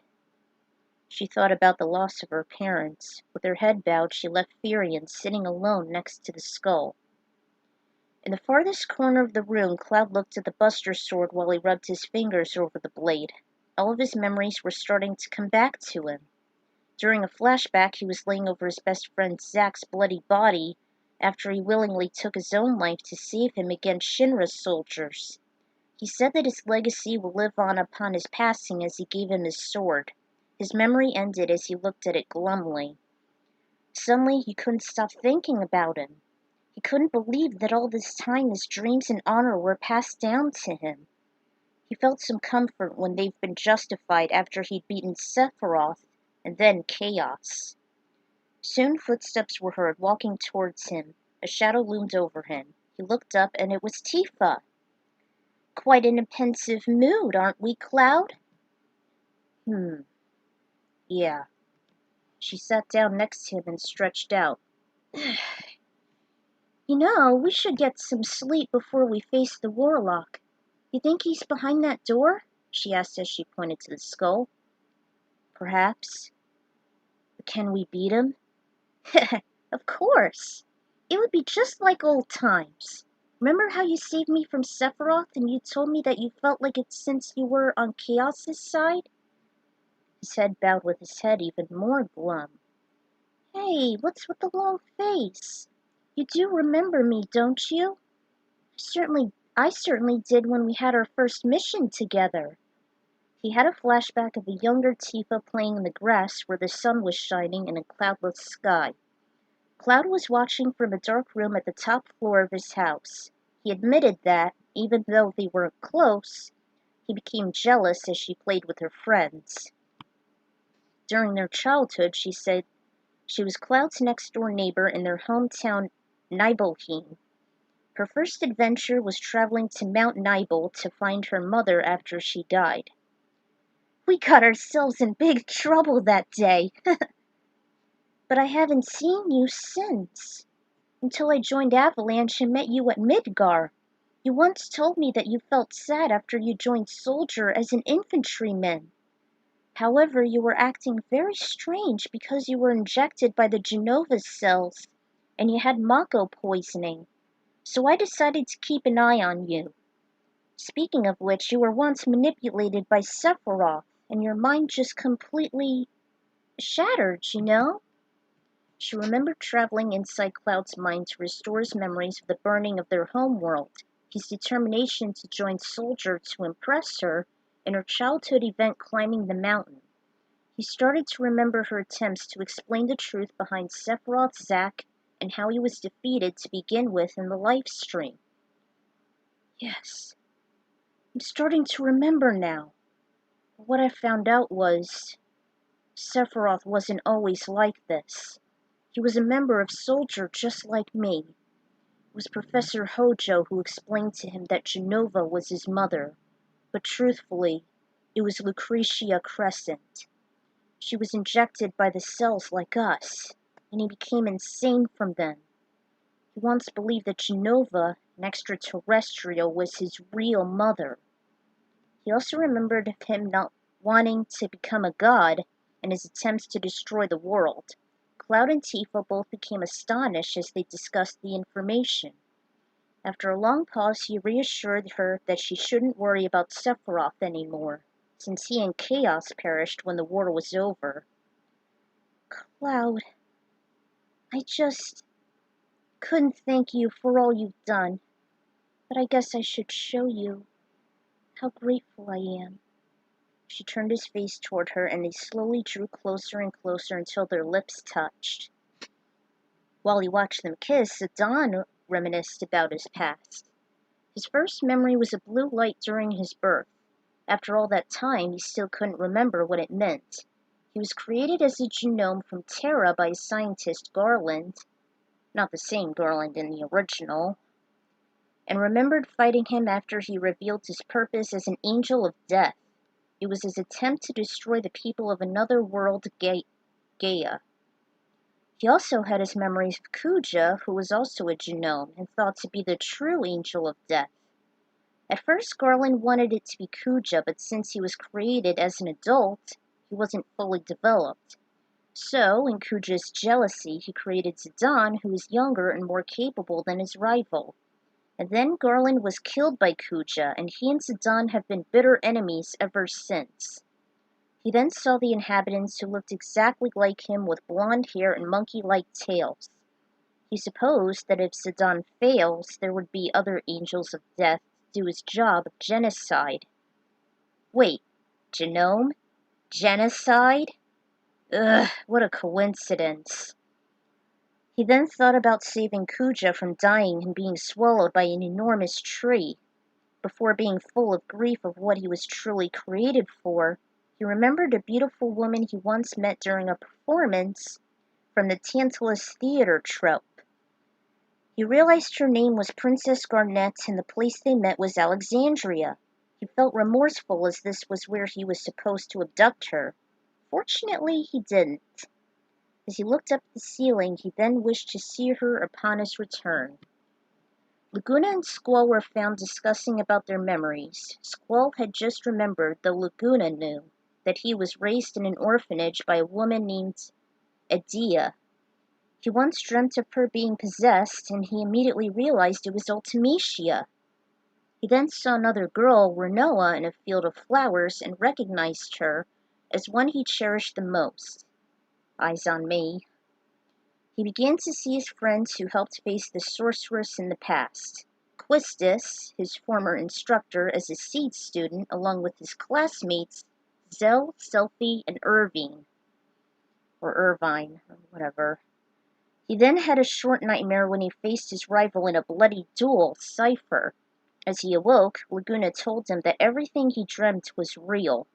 He questioned him and explained that they first met at the lunatic Pandora together, putting a stop to Ultimecia and her time compression. He was once a soldier himself, along with his friends Kairos and Ward. He told him that his dream was to become a journalist, documenting every event in the world. While he was fighting against Esthar soldiers, he was separated and later met Rain and her daughter Alone. He also told him when he proposed to Rain, Alone was captured by sorceress Adele. He told him that they were watched over at the same orphanage Squall was at. He then told him that Squall was his son, which he denied it. Typical. Cain couldn't wait to return to his homeworld Baron.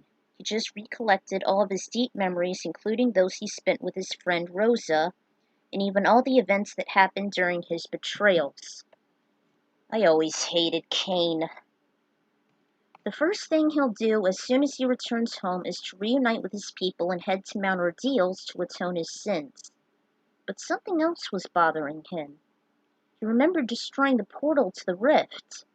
He wanted to help his allies end the war between Cosmos and Chaos. He thought all he did was for nothing. The war may have ended, but why was he revived and brought there? Cecil answered that it was what Cosmos wanted to do.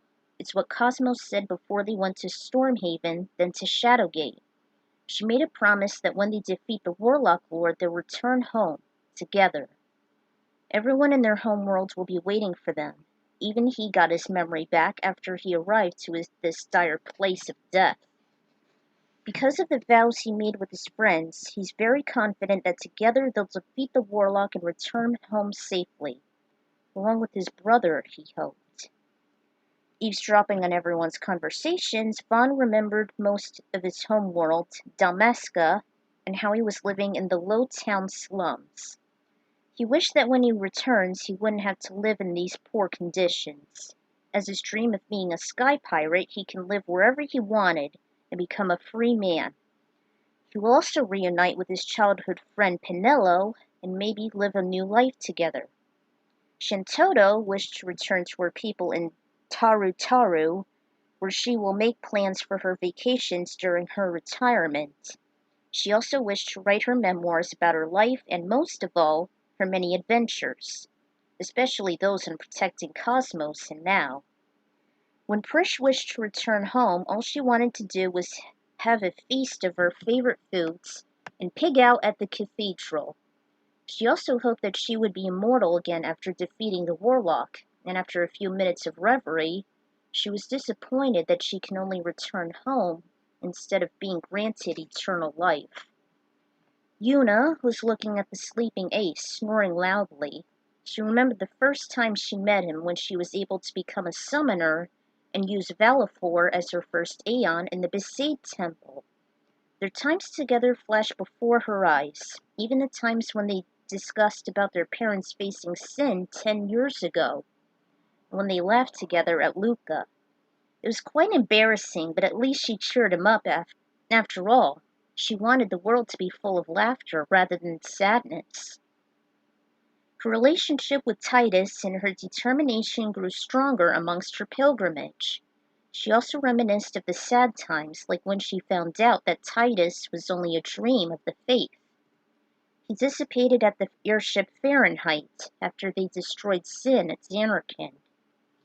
Even the time when she saw Jecht and Titus confronting each other, she wished that Titus would recognize her and that she could restore his memories.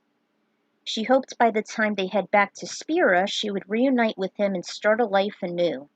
She was the last one to stay awake, and then she eventually went into a restless slumber, along with the other warriors.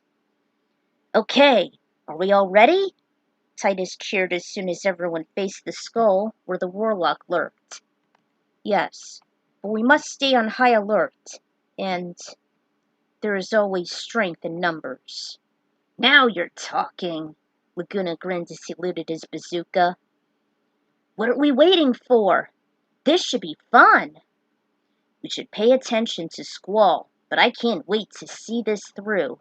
Bart shrugged and ran to catch up with the others. "Our hearts shall not waver. We should see this through to the very end, until our strength is no more." Kane jumped toward the opening. "I will use my powers and courage to defeat this evil, once and for all." I forgot Terra's epilogue. Oh well. Terra covered her heart and walked with her head held high. "I'm not so upbeat about this conflict." Tifa looked at him with gentle eyes and held his hand onto hers. "But what choice do we have?" He faced his best friend and she smiled. Together they stepped inside the skull. Titus took a deep breath and spoke from the bottom of his heart. "Yuna." She looked at him with fear on her face. He laid his hand on her shoulder and whispered, "I'll always be with you, in body and spirit, until death does us part. If you whistle for me, I'll come running." She tried to hide her tears and she nearly choked on a sob. "Titus, you do remember." "Let us fight this thing together, like we did with Sin." Yes, let's. Two stepped forward and disappeared into the darkness. Well, kid, it's time to put your smarts to the test. You up for it? I will fight with everything I have. Isn't it swell? You know what they say? All's well that ends well. Shintaro wobbled toward the skull's maw. I'll fight with you. I'll fight with you. To the very end. I'm with you, Furion. Lightning smiled at him. Then she shot out her pistol and marched with a stern face. He drew his Ragnarok out, and he was the last one to not look back. And that's that. So, next time, the final battle shall begin against the Warlock. And believe it or not, when I was first writing this story, this was where I left off for several years. Because the final battle and the epilogue themselves, they were pretty hard to make. So by the summer of 2017, when I was doing the Bouncer Tetralogy, Square Enix Summer, as I would like to call it, because I did all my stories based on Square Enix properties like Final Fantasy and the Bouncer, I actually managed to finish it around that time. So, next time, we're gonna face the Warlock Lord at last. I'll see you guys then.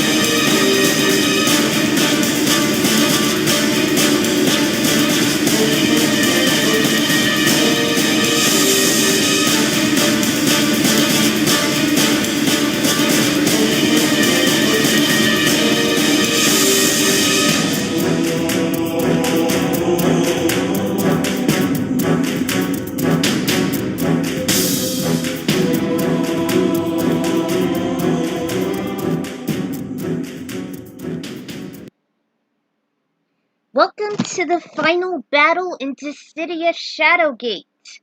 Last time, the Cosmos Warriors actually reminisced about their deep pasts that they just obtained. Their deeper memories, since they were all wiped out by Shinryu once they made it to Dissidia. And, with their repressed memories restored, they were very determined to save each other as well as their worlds, and prevent the Warlock Lord from raising the behemoth.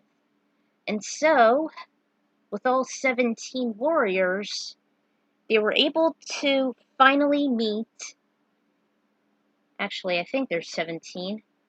Anyway, they're actually able to finally meet the Warlock Lord himself. And the history and their precious lives on their homeworlds depend on it.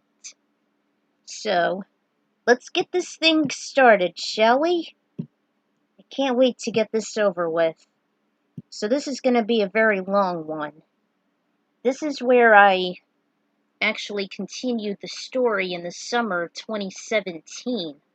So 3 years ago I finished this. After like a 6-year wait, I believe. So let's get this thing going. Chapter 8. They entered a massive cavern. It was so spacious that it looked like the proper place for a final match with the Warlock Lord himself.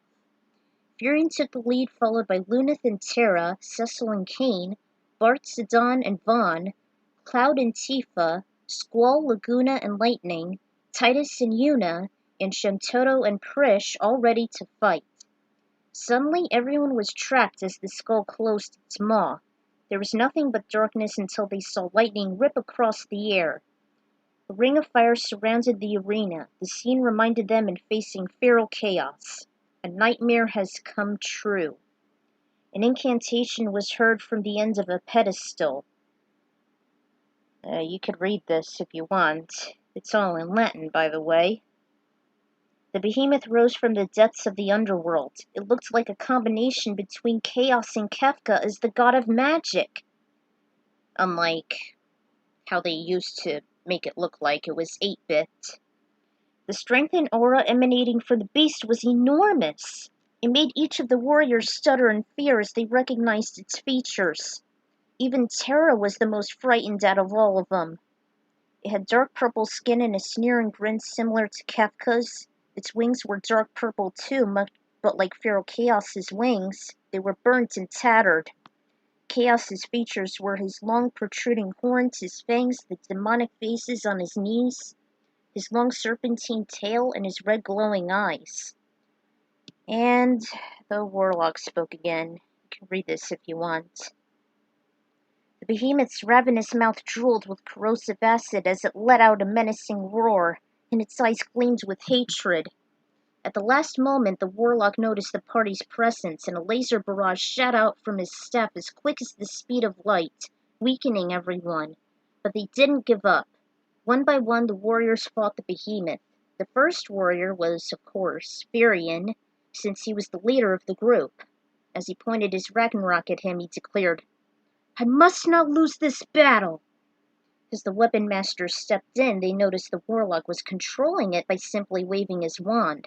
Curious as ever, Luneth tried to face the Warlock, but he kept him back with a gigavolt force field, and more volleys of lasers shot out from his staff.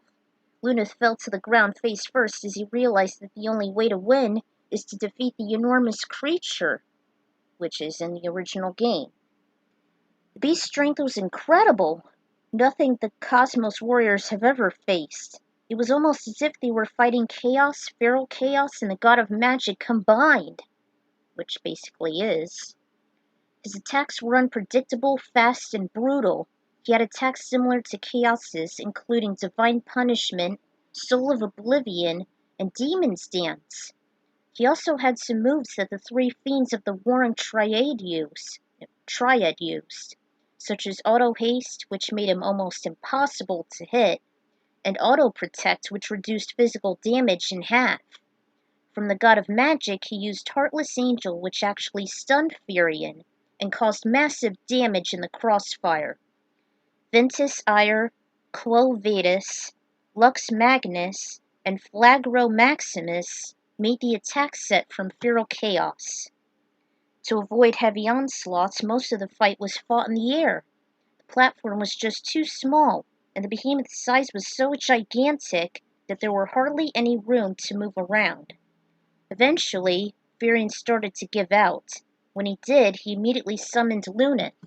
Still guilty from his foolishness and scared out of his wits, he said sarcastically, "I'll help." As soon as he approached the god of discord magic hybrid, he unleashed his fury with his blade torrent.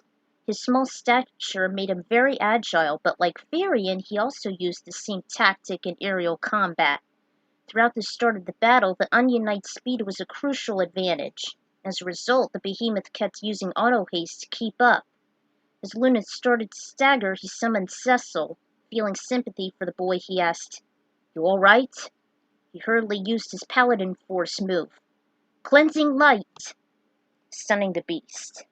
He later retaliated with his malevolent combos.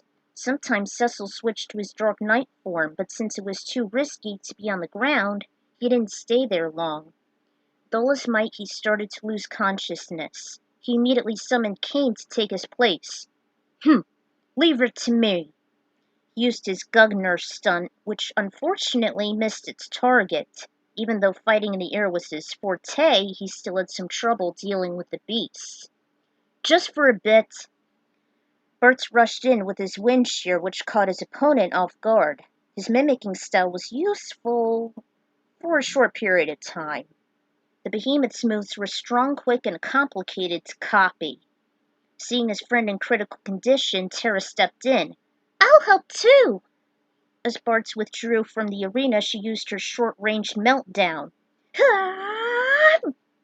"With this power! Maybe this!" She wanted to gather more power so the energy would have been stronger, but unfortunately she had little time to react. She eventually switched to her close friend Cloud. "I'll help." He charged in quickly as he used his Buster Sword. It was glowing with Mako energy as he made his braver attack. He was strong, but quite slower than the behemoth. As she watched Cloud take more damage, Tifa clenched her fists until they were as white as snow. "Let me help!" Hearing this, despite the melee, he backed down. She unleashed a barrage of fists as fast as the speed of sound, including her Falcon dive. And no, this isn't Smash Bros. While she was on the ground, she used her Dolphin Blow, even some of her Blizzard combos. Even though she was growing more and more weary, she still didn't want to give up. Impatiently, Squall shoved her out of the way. "Stay alert!" He reprimanded to her as he fought the behemoth head-on. He struck him with his gunblade as he performed his rough divide. Much like Tifa, most of his attacks were short-ranged, always putting him directly in harm's way like a typical cocky seed. No kidding. Like Tifa, he was too stubborn to quit, so Laguna had to cover for him as he was about to take the last blow. "Don't get your hopes up, Squall." He used his Ragnarok blade, which literally plummeted the beast to the ground. "Get him!" However, it wasn't done yet. He was at first confident to beat it, but as it got the upper hand, he suddenly realized he wasn't winning. In fact, his high spirit took the best of him, as he saw 3 behemoths after him. It was due to his massive blows he endured. Double vision. Just then, Zidane rushed in. "Just leave it to me." He glowed pink as he used his grand lethal attack, which caused little damage. Like Lunith, he too was quick. However, the creature met his match. Titus couldn't take any more of his friend's beatings. "I'll help." He used his energy rain, but he was a few feet short. "Whoa, whoa, whoa!" The behemoth hammered him as he became invulnerable, and his speed and endurance wasn't enough. "I'll try." Yuna went up to the behemoth and summoned Valifor to use his energy ray. It stunned it for a little while, but it wasn't long. She used Terra's method as she fought from a distance, but the monster just kept catching up to her. Ifrit, Ixion, Shiva, and Bahamut pitched in as well. Unfortunately, Yuna by herself was pretty fragile. And believe me, she is.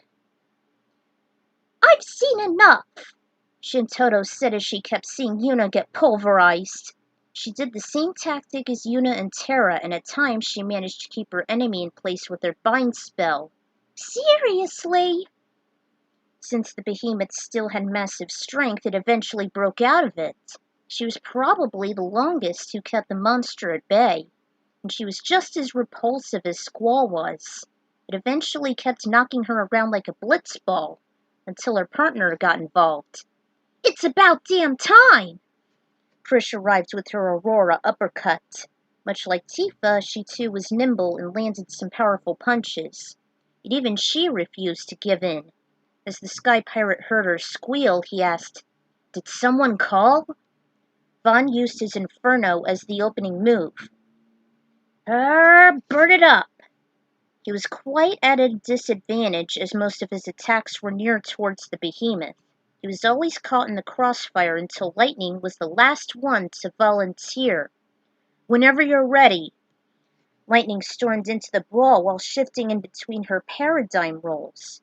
She mostly used her commando class, since she was always close to the behemoth even while in the air.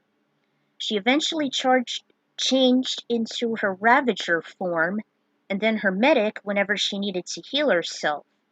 Unfortunately, her attacks were swift but weak, and while she could change into each role quickly, the behemoth's wrath didn't allow her to heal very much. All of the Cosmos warriors were washed up. They then heard a deep, huge whoosh sound echoing off the cavern, and their energy was being drained as there was an opening above them. Gravity weighed them down, and their life energy was being ripped away from their bodies as the behemoth used its most lethal move of all, Quasar. I always hated that move. When that blue magic spell commenced, it each knocked them out, one after the other, as an ear-bursting sound was heard from above.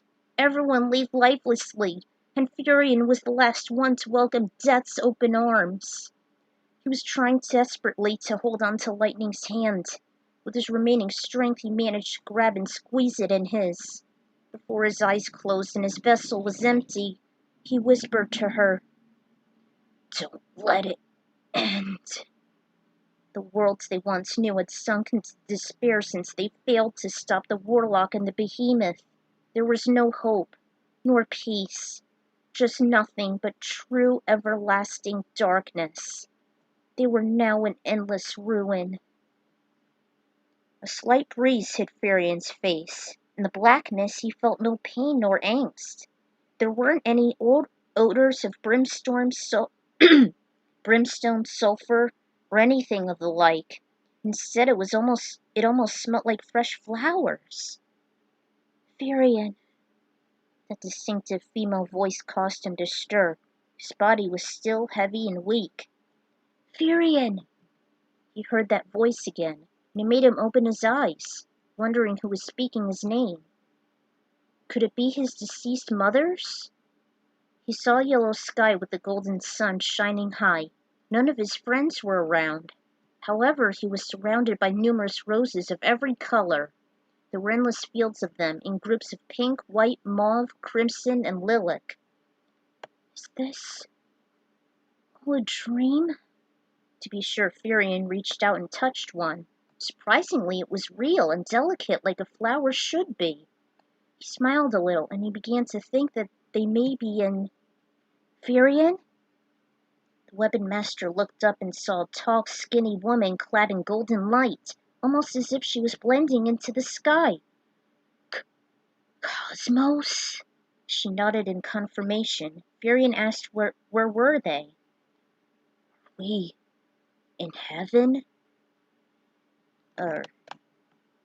He shook his head, thinking it's all an illusion. No, this isn't right. This cannot be real. It's as real as you want it to be.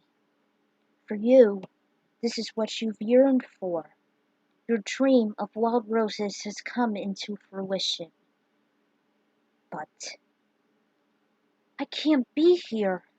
Where are my friends? Our worlds will be destroyed if I don't stop the Behemoth and the Warlock. Ah, dang scrolls. Your journey is over, Furion. Your friends will be here soon, including Maria and Guy. He calmed down some. The atmosphere was giving him a sense of wellness. This is what he was longing for. Lowered his head. Cosmos. even though his mind was still tangling with questions. Could she be telling the truth? Are they really dead? Was this the end, and did they wind up in this blissful place? Were they truly in the afterlife? Will he really see his friends and family here? Is this truly the end? Of me? Of our homes? I cannot rest until I know that we will forever be safe. You have a choice, Furion. Your resolve is very strong. A choice? I did wind up here after I was slewed by chaos, and I have chosen to stay. Once you make the decision, there's no turning back. Please, Furion, make the right one in your heart. It took a few minutes to think this through. Ever since he dreamt of a world filled with wild roses, which is what he saw now, he wanted to bring peace and beauty, to give people hope and healing, a world where they could overcome whatever or whomever had been lost, where they will always know they will have the strength to live on, even through the rain and wind. You want to go back, do you? Cosmo snapped him out of his reverie, as if she was reading his mind. How do you? I know what you want to do. To put an end to them. To return home after defeating the behemoth. Cosmos, can I return here?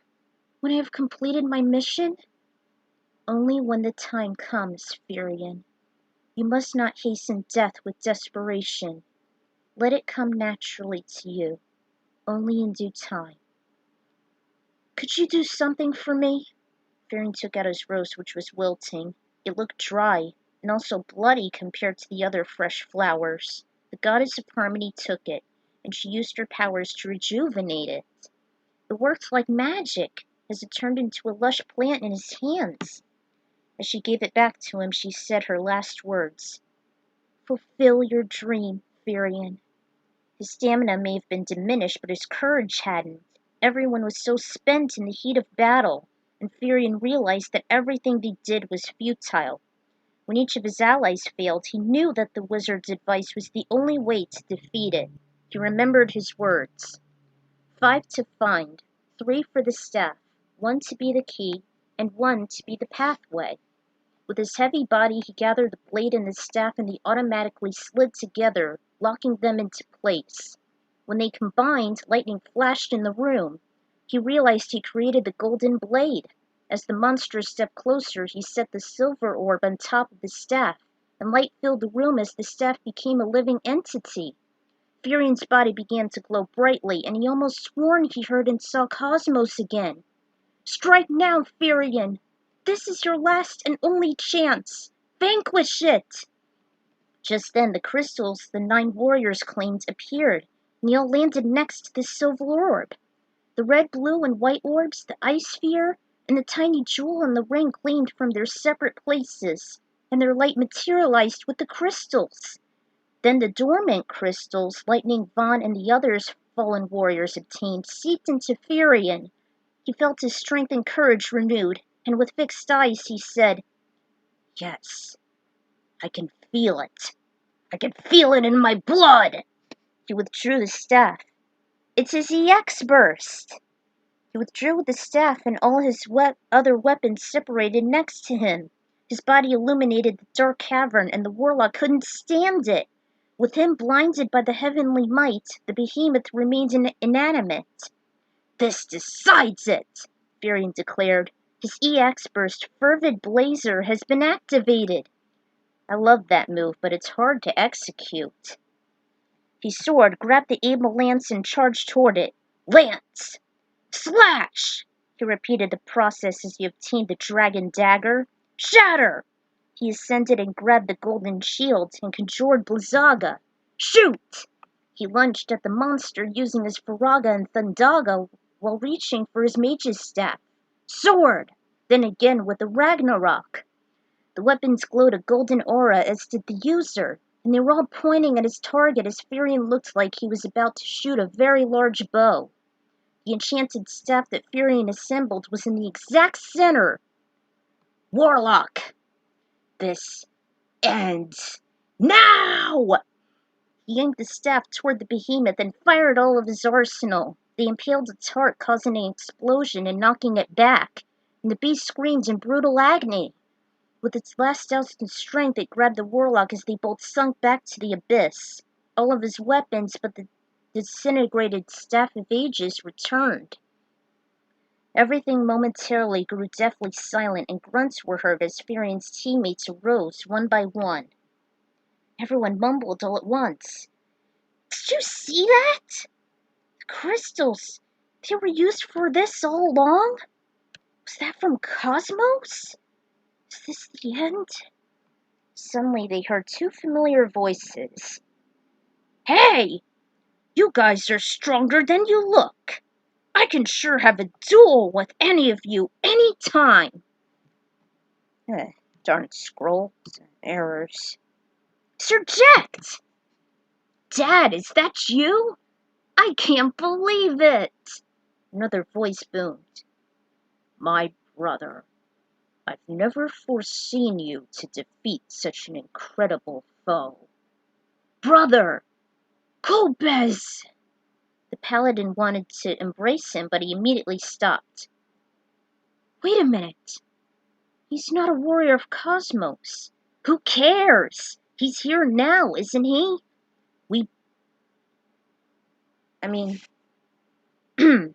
Who cares? He's here now, isn't he?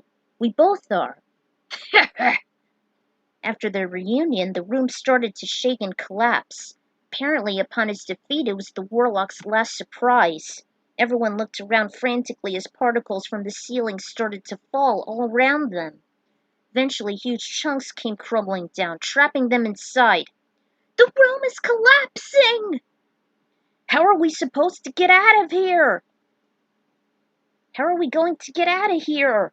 Laguna queried in fright, which was a first since he was always in the calm one. The warriors knew exactly what to do. "Everyone, stand close to me," Terra said. She used her remaining magic to teleport her, Lunith, Von, Cloud, Tifa, Titus, and Yuna out of the castle. Cecil did the same as he held Squall, Laguna, Jecht, Golbez, and Lightning, and they all vanished in a blink of an eye.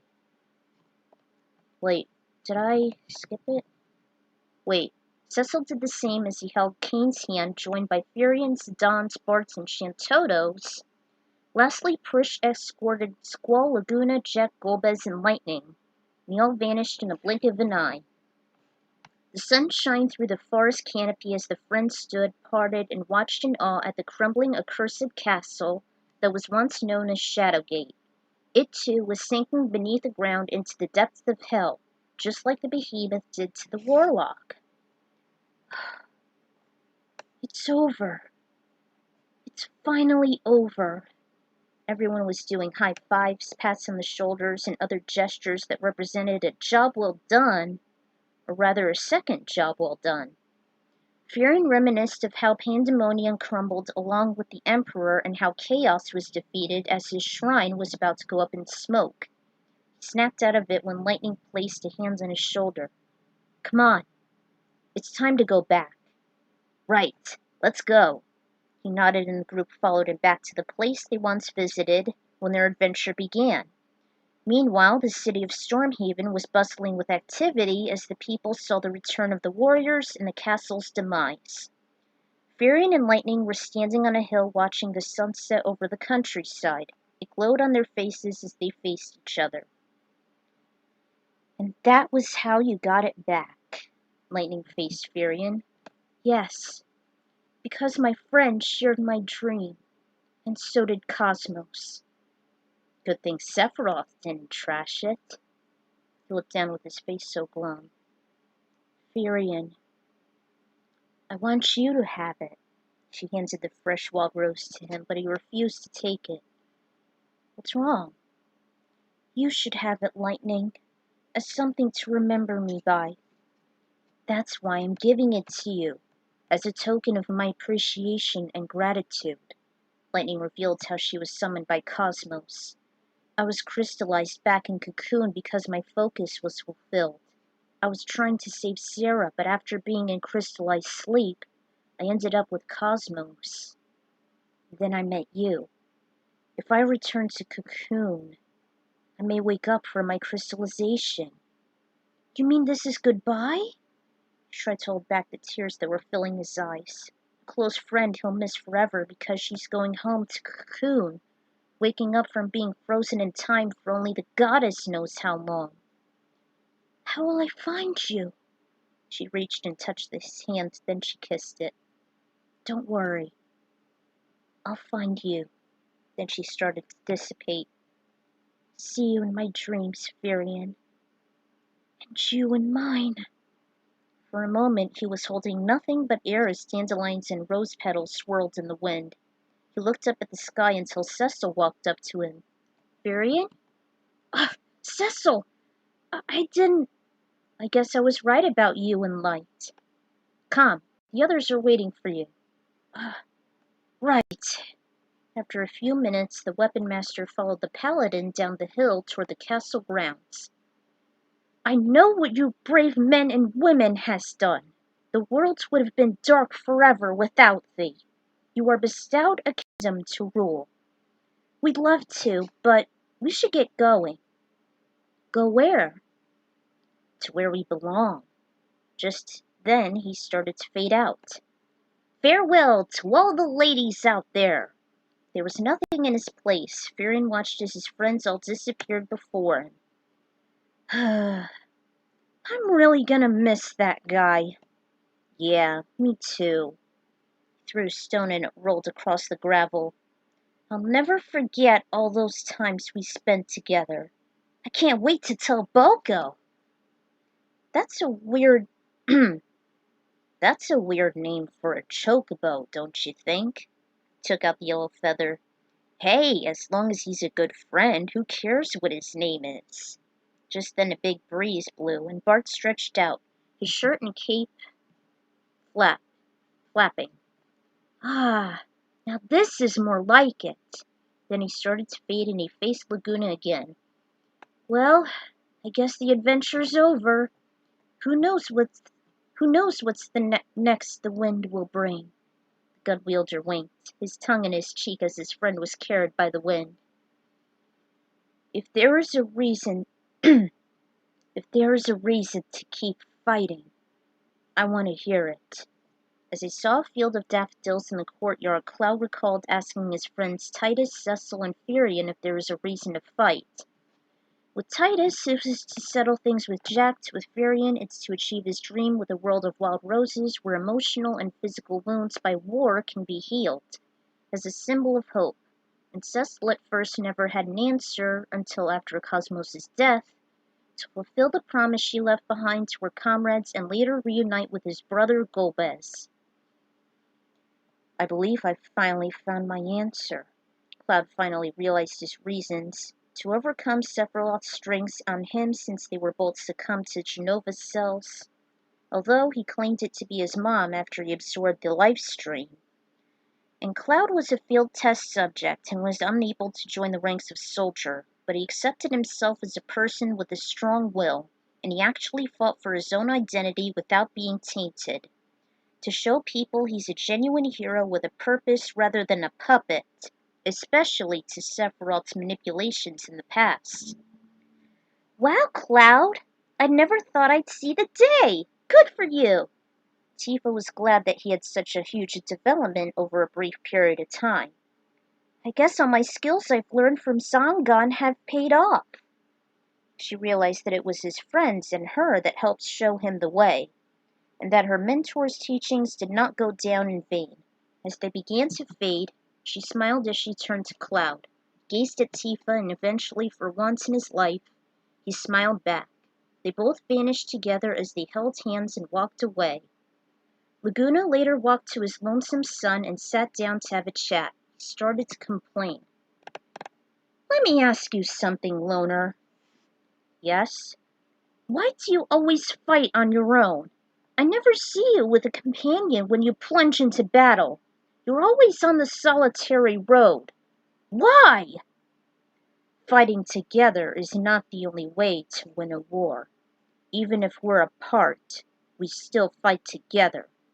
That way, there'll be lesser enemies upon their way. I thought you fight alone because you don't trust your companions. Even if you refuse to accept their offer, you should help them too, you know. I'll return the favor in my own way. He began to reminisce about the sound advice the warrior of light gave to him. As he did, he started to dissipate. Laguna became frustrated about Squall's annoying behavior. Arrgh! Aren't you ever going to conform? Can't you at least fight alongside them? Just this once? His expression changed. Oh, wait. Is it because you're afraid of losing them? Even Renoa? For the first time, Squall smiled.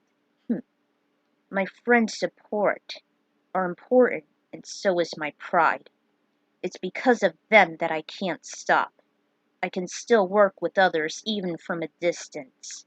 A friend of mine once told me, eventually all paths join as one. Laguna's face brightened as he finally understood. Don't forget, none of us are alone. He vanished, and so did the gun wielder. I'll never forget that. He held his heart as he soon disappeared. Remember, Luna, a knight is made by that which he protects. Yeah, I'll never forget it, Cecil. But what? Well, when I get home, I'm not sure if I'm going to be a knight again. After all, I'm just a kid. You remind me of someone I used to know. Even though he's young, he still wants to be somebody he wants to be, regardless of how many years he has. What I'm saying is you may be at home, but there will still be an opportunity for you. Besides, you are still a warrior of light, right? Yeah, I am. I may return to the watchful eyes of but I'm still me. And there may be another chance to show my valor and abilities. You'll do just fine. By the way, who is that warrior you're referring to? He is my son, a young prince and apprentice of the Red Wings. But I also met a white mage, a black mage, and a summoner. And as they grew just like you, the better they've become. Luneth was fading. I'll remember you and your advice on being a knight. Say goodbye to Tara for me, will you? Of course. I think she's with Vaughn. Farewell. And thank you. Dissipated, and Cecil looked at the place where he stood. He will forever miss his young companion. Always. Tara and Vaughn were sitting and discussing in the courtyard. It was a perfect place for some quiet time since everyone was talking in and adjacent to the throne room. The duo started to become serious. I only remembered you rescuing me. But how did you know me? Well, he didn't want to hurt her feelings. I saw you after I was sparring with mannequins. You kept saying destroy. Destroy all Cosmos pawns. It sounded like you were trying to resist as you fought me. You weren't yourself. I didn't know what came over me. It was like someone's voice was heard in my head, and I just couldn't fight these urges. It was Kefka who did this to me. I'm sorry I hurt you. Hey, if it wasn't for me, you would have been in deeper trouble. By the way, how did you fare with Cosmos? Well, she accepted me as one of her own. She somehow knew that I didn't want to fight, that I wanted this war to end. But with the help of my friends, I was able to face my enemy. As long as we have a future that we want to protect, I can keep going forward. So you no longer fear the future? I get it. And your powers? Are you able to control them? Don't worry, Tara. I'll see you again sometime. I'm gonna be a sky pirate, you know. When I do, I'll come visit you. I'd love to. Thank you for everything. I now learn to face my fears and move forward. Goodbye, Vaughn. I'll never forget you. I can't believe I'm actually a dad of a hero. I guess I taught you well, didn't I? Dad! The force made him take a few steps forward, almost losing balance. Subject, you'll be the one people will remember. Nah, come on! You're the daughter of an old friend. You're a high summoner with a lot of potential. You should be proud. What about Titus? Yeah, what about me, Dad? Stop trying to steal the spotlight, kid. Ugh. See ya! As Jack vanished, Una wondered where he was going. Probably to the far plane, I guess. Besides, my old man was Sin after all. You mean he was Braska's final Aeon who defeated Sin? Yeah. He also worked for Chaos. So did I, which means... You mean you're not returning to Spira? Well, it all depends. On what? The faith. It said Dad and I were dreams created by it, but you weren't. So that means you get to go to Spira. I should accept it. This may be my punishment after all. Punishment? But you defeated Chaos. I'm sure Cosmos has forgiven you. And maybe then I'll see you when I go home. We'll be together again. I know it. I don't know. He started to fade. When he did, he hugged her just like he did before. Una may not feel Titus's arms, but he felt his warmth in his breath. As the blitzer vanished, there were tears that started to hit the ground. Soon he was gone, and so was Una a few seconds later. Gomez was at first uncertain whether or not he'll obtain forgiveness for his sins of betrayal. He now recalled a time in which he had atoned himself. It was deep within the true moon as he helped his brother and his nephew defeat Cecil's negative emotions, which formed into the dark night. I have atoned for my darkest sins. This may be why I was summoned here. I had fought alongside you, my brother. May we have the chance to do so again. Until then, farewell, Cecil. On top of one of Stormhaven's highest steeples, Cain no longer had any regrets, since he had the chance to assist and witness the ends of the conflict by defeating the Warlock and the Behemoth, even though it was Furion who made the final blow. As he saw his body begin to fade, he muttered, I guess now's the time. I feel my burdens being lifted. I'm being as light as the wind. My friend, I will see you soon. One by one they dissipated, and later so did Cecil as he looked up toward the moon transforming into every face. It's now mine to pass on to my allies, the strength I have gained from everyone. Wherever I'll go, no matter what awaits me, I owe it to all of you. Krish realized that being immortal was better than she anticipated. She made this sudden thought process after she was defeated by the Behemoth. She was fallen before thanks to the endless hordes of mannequins, although she'd forgotten that until just now.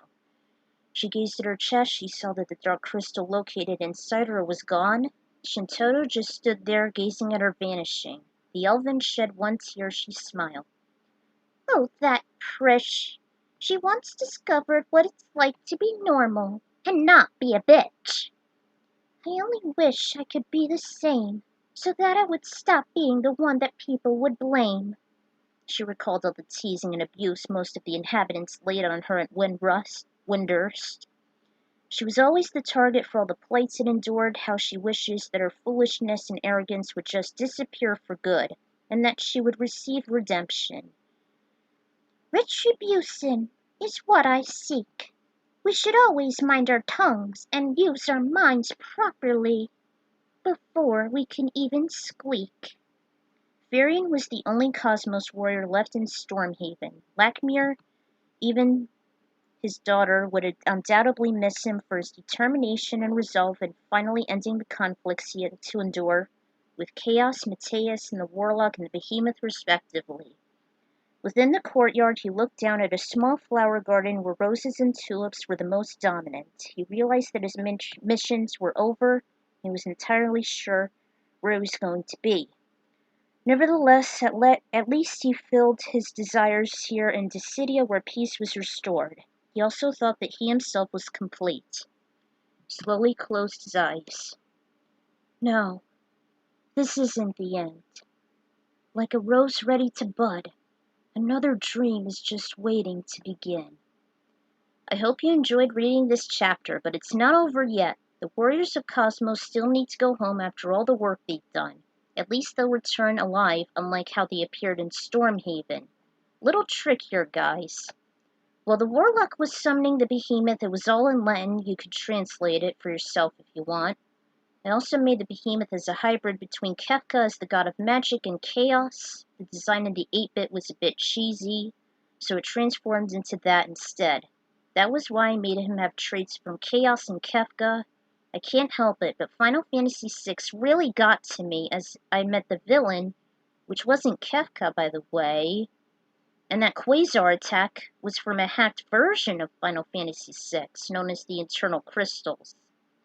Final Battle was the worst part of the entire story. It took me freaking years to finish it, as well as writing out the epilogue. Can't tell you how frustrating it was for me, including the dream scene, the EX burst, and each of the fighters' last words. I really thought I was never going to get through with this. So anyway, time to give the fic some long-deserved closure, at last. I'll see you guys then.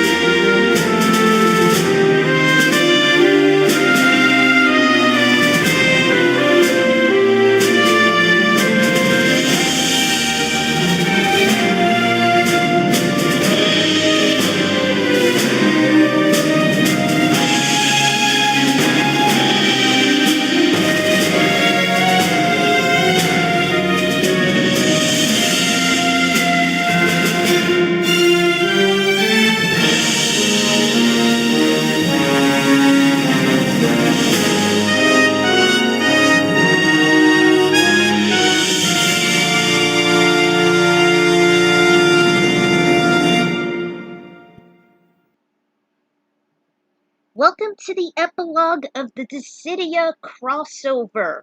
Last time, Furion and his gang have actually went to the final stronghold and defeated the Warlock Lord and the Behemoth. Everyone tried their best, but Furion was able to do it right as he assembled the Staff of Ages, and with the silver orb and the rod and the staff all combined into one, he actually did his EX burst, and the staff was in the center of it. And with that, along with the assembled staff, the behemoth went down and dragged the Warlock Lord with it. But he had one last nasty surprise as it made the castle collapse upon his demise. So everyone teleported out, Terra, Cecil, Prish. They gathered everybody, especially Yuna and all that. They teleported everybody out, they returned to Stormhaven, and they went across some two special guests, Gomez and Jet. And with that, it seemed like they redeemed themselves. because, they were part of chaos. So, everybody went their separate ways, and Firion was the last. And now we have one more chapter, which is the epilogue that wraps up everything that Dissidia actually failed to do. Instead of just wrapping up everything in one neat little package, they continued with NT, which was pathetic. Alright, let's get this thing going. Alright, here we are, the epilogue. In a flash of light, Luneth woke up inside the crater. Ugh. No, not right now. In a flash of light, Luneth woke up inside the crater. It was the same place where his first adventure started before he was summoned by the goddess of harmony. The sun burst open from the dark clouds, and it shined on the crater where he stood. Was the world in peril when I was called by Cosmos? Was it from the cloud of darkness? Or chaos? With a new determination, he climbed out of it and headed to his hometown, which was a couple of miles away. During the journey, he was so relieved that there were no monsters or mannequins for him to fight. Ugh, I think that should be capitalized. As he looked at the village, he thought to himself, how long has it been since I left? Everyone must be worried about me. Well, they should worry no more, because I'm here. I'm home! He ran as fast as his little legs could carry him. Ark, a friend of Luneth, was once again picked on by the children, and all they'd done was fill his head with nonsense upon the Onion Knight not returning. That putrid punk is never coming back. Yeah, where's your protector now, puny Ark? He laughed and his face blushed as red as a ripe tomato. He so long wished that his best friend would show up. Suddenly he heard footsteps walking close to them. He looked up and saw a shadow of a young man. He shielded his eyes until the glare faded. It was him, his best friend Luneth. Is that him? No, it's a ghost of Luneth. Let's get out of here! Ah! They ran for their lives, and slowly Ark rose to his feet. He spoke with complete astonishment. Luneth? Is that truly you? Yeah, it's me. Gosh, it's been so long, Ark. You've changed.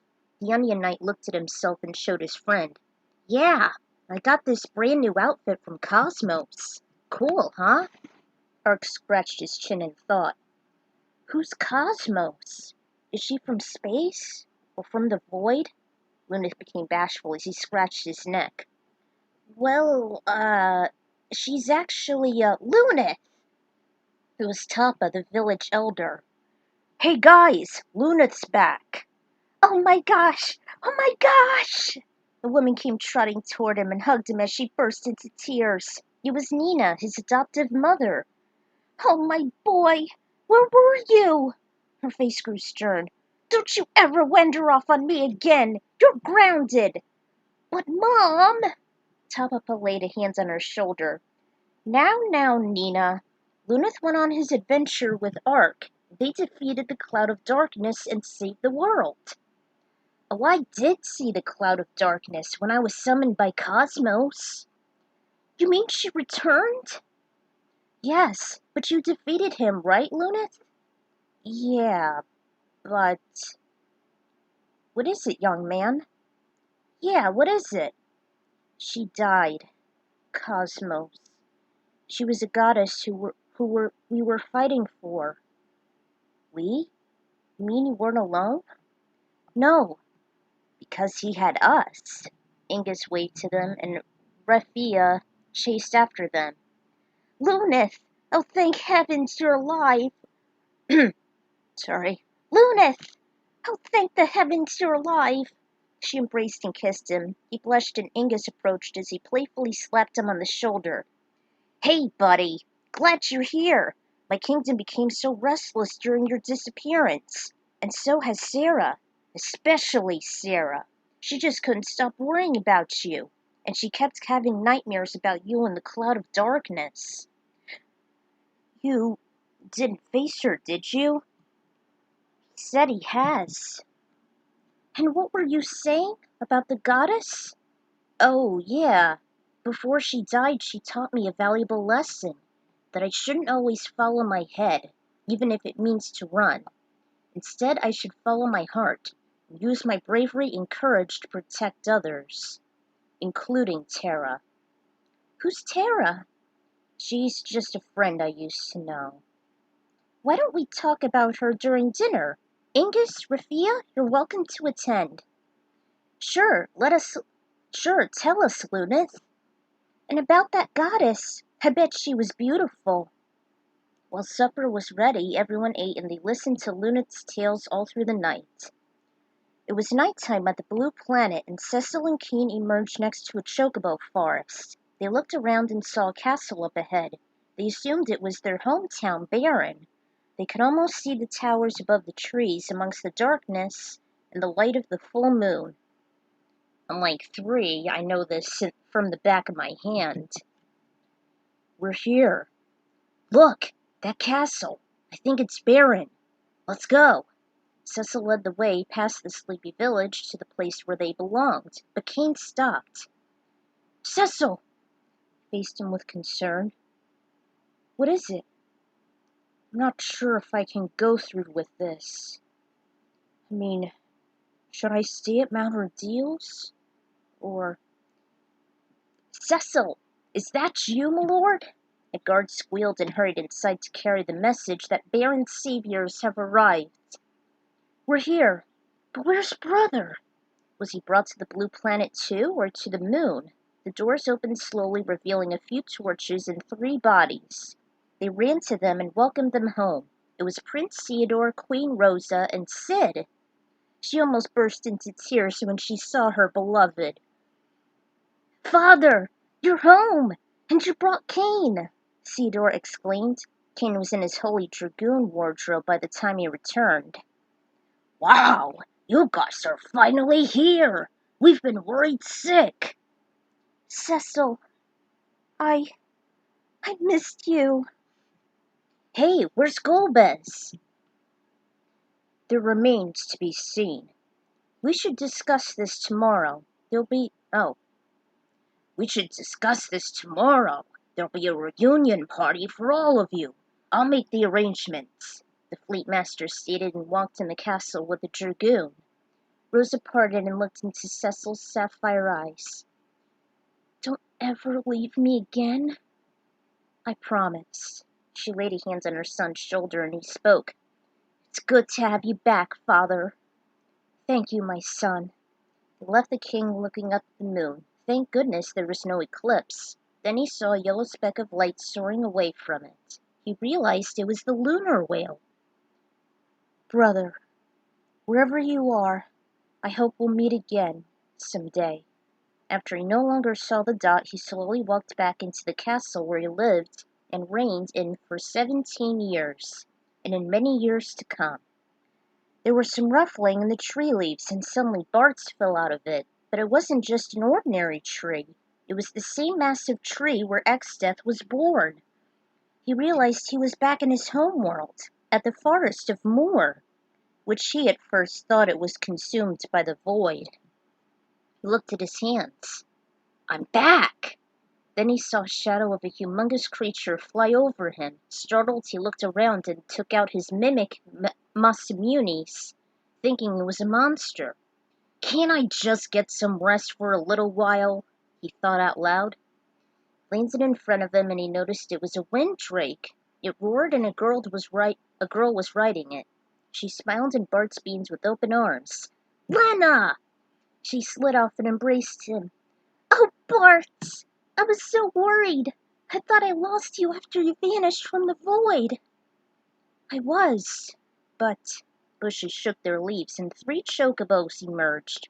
Ferris and Cryle were riding them, and Boko looked and squawked at his long-lost friend. Hey, everybody! Bart's is here! Lena said with excitement. Ferris and Cryle climbed down and hugged him. Cryle almost squeezed the life out of him. Where were you? Yeah, tell us. We've been searching for you for 3 months. That's how long it's been? He apparently lost track of time since he was called by Cosmos. Boko crowed, waiting for an answer. I was summoned by someone very special. Gentle breeze whizzed above the forest. Terra? Terra! Voices were heard as she woke up from her slumber. She's awake, the girl said, and she rushed out of the room. Terra looked around and she realized she was in Mobliss. She was in the same room she was in when she was recovering after Kefka's assault on the world of balance. The kids gathered around and Terra spoke. Where am I? You're in Mobliss. Ah, I see. We thought you were dead. That's why we brought you here. I was dead? Well, your body was motionless, and the last thing we heard was from Rama, that you would die and never return since you were an Esper. And now you've returned! The kids cheered. Cecil was right. People did welcome me with open arms. They cared about me after all I did. Terra, something the matter? No, it's fine. Oh, we brought someone, the girl said, and in came Gao. I hope I did it right. Terra! Thank goodness you're here! Look, I was tired of living like a street rat, and I want to copy your magic. Could you let me, please? She nodded and grinned. Even if it's a world without magic, I can still use it. It was a gift from Cosmos for saving my home. Thank you. She got up and the children followed her outside along with her new apprentice. Tifa and Cloud parted as they found themselves inside the core above the life stream. There was a minor quake, but it was nothing for them to worry about. Suddenly they saw a beam of light shining in their eyes and a shrill voice was heard. Hey! There they are! I found them! The girl holding the flashlight was Marlene. Look, it's Cloud and Tifa! I found them! Denzel was right behind her, peeking through the clearing. He waved and all of their friends and their children were there, cheering for them. The two kids ran and embraced them. Red the 13th, with Kate on his back, walked up to the group. At last, we found you, the wolf-dog hybrid spoke. Yeah, we thought you two were gone forever, the robotic cat added. I knew you guys would be here. My helicopter could barely see you, and it was the last place we would look. Don't you scare us like that again. You hear? Barrett exclaimed as he hugged Tifa. She nodded and her eyes started to fill up with tears. Hey, don't start crying on me. You guys are all right. I told you we'd find them. Where have you been all this time? Yeah, I want to know all about it. Tifa smiled and looked at all of her perplexed friends. Let's go home, and I'll explain. The group walked away, leaving Cloud gazing at the live stream. Suddenly he heard voices from Zack and Aerith. He looked up at the stalactites and saw them. You should go, Cloud. They're all waiting for you. Were you the ones who led them here? Yes, we didn't want to give their hopes up. So when the time came, we guided them here. And Cosmos, whew, she is hard to resist. Zack's just joking, Cloud. But she is with us now, and will always be with you. For eternity. They vanished and Cloud hung his head in thought. I will see you all again. Someday. But until then, I'll have to keep moving forward. For all our sakes. He rose his head and slowly walked out of the core without looking back. When Laguna opened his eyes, he realized he wasn't with Squall anymore. In fact, he was in front of Rain's grave. Elone walked over to him with something wrapped in a pink blanket. Father! Father! She snapped him out of his reverie and looked at his friend running toward him. Elone! Is that really you? He gently touched her face and she smiled. Yes, it's me, but I have someone who would like to meet you. She showed a baby with short black hair sleeping in her arms. Who is he? This is your son. She handed him over and Laguna cradled him. He opened his eyes and cooed. What do you think we should call him? Alone asked. Laguna thought for a couple seconds, breathed in and said proudly, We'll name him Squall. He'll be as strong as a gust of wind. Squall? Where did she come up with that name? It reminded me of someone I used to know. For the first time, the baby smiled and Laguna immediately grinned right back. When he returned, Zidane knew exactly where he was, inside the tree in the dying world. He was trapped in the same place where Kuja was dying, only this time he wasn't there. Zidane tried frantically to find a place to escape, but to no avail. His mage masters hardly did the trick. As soon as he gave up all hope, there was a faint light. After each minute it grew stronger, until it burst open the tree. Debris flew, and the genome covered his eyes. When they cleared, he could see Cosmos. Cosmos, you're still here? You were right, Zidane, of what you did. What? I remember your words when you were trying to save Kuja, about life having its meaning regardless of who we are. Oh yeah, I told him that what he did was wrong. He gave us one thing, hope. We were both created for the wrong reasons, as angels of death. But you defied all that. I'll never forget this because you gave life a true meaning. Follow me. To where? An old man at the Tower of Alexandria prayed to the twin moons for his wish to be with his beloved. Are you sure this is the place? Will she still remember me? Just have faith. Then he said aloud, I beseech thee, wondrous moonlight, grant me one wish. He took off his cloak, and only a thin silhouette appeared and declared, Bring my beloved Garnet to me! And a light showed him the way. Upon the stranger's voice, Garnet raced down the steps to the main castle grounds. Outside was a glaring sunlight, but when she rubbed her eyes, she saw the one she cherished the most. It was Zidane! They embraced each other, and the crowd cheered in glory. When they calmed, Zidane had some news. I'm so proud to be back where I truly belong. Zidane! Where were you all this time? It's been a year since you left. Wow, it's been that long? You've got some explaining to do. Okay. As you all know, I was trapped inside that tree where Kuja died. But he wasn't actually dead. We were both summoned to an uncharted place by two gods, Harmony and Discord. It was an ongoing battle, until a kindred goddess perished and left us to fend for ourselves. I was one of those warriors. Together, with my newfound friends, we prevailed and conquered chaos. We've been reunited with our fallen companions, and we had to conquer evil in a dark castle. After that, I was brought back in the tree, and that same goddess led me back to Alexandria to find you, Princess Garnet. They kissed, and it was the end to a stunning performance. Yuna woke up in her bedroom in the tropical island of Besaid. The sky and sand were glowing with pinks, oranges, and golds as the sun was setting. She was glad to be back home, but she was still sad. She realized that Titus wasn't with her, to be by her side when she slept.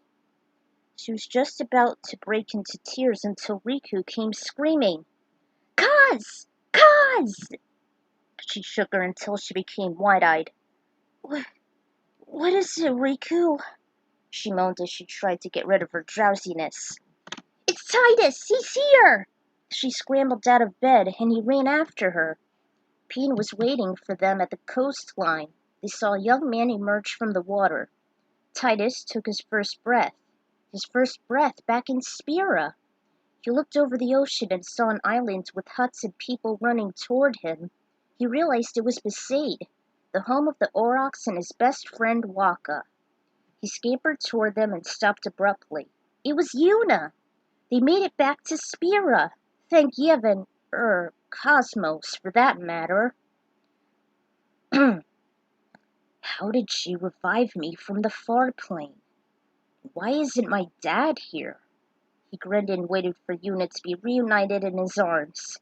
They did in a tight, warm embrace, and they stayed for a solid 5 minutes. I think we should go. They've got some things to do. Oh, come on! Riku whined, always being the brat that she is. She yanked her ear and dragged the Elbet away. I have a theory. What? I thought at first it was the Faith who remembered me, and it used and combined its thoughts together to bring me back.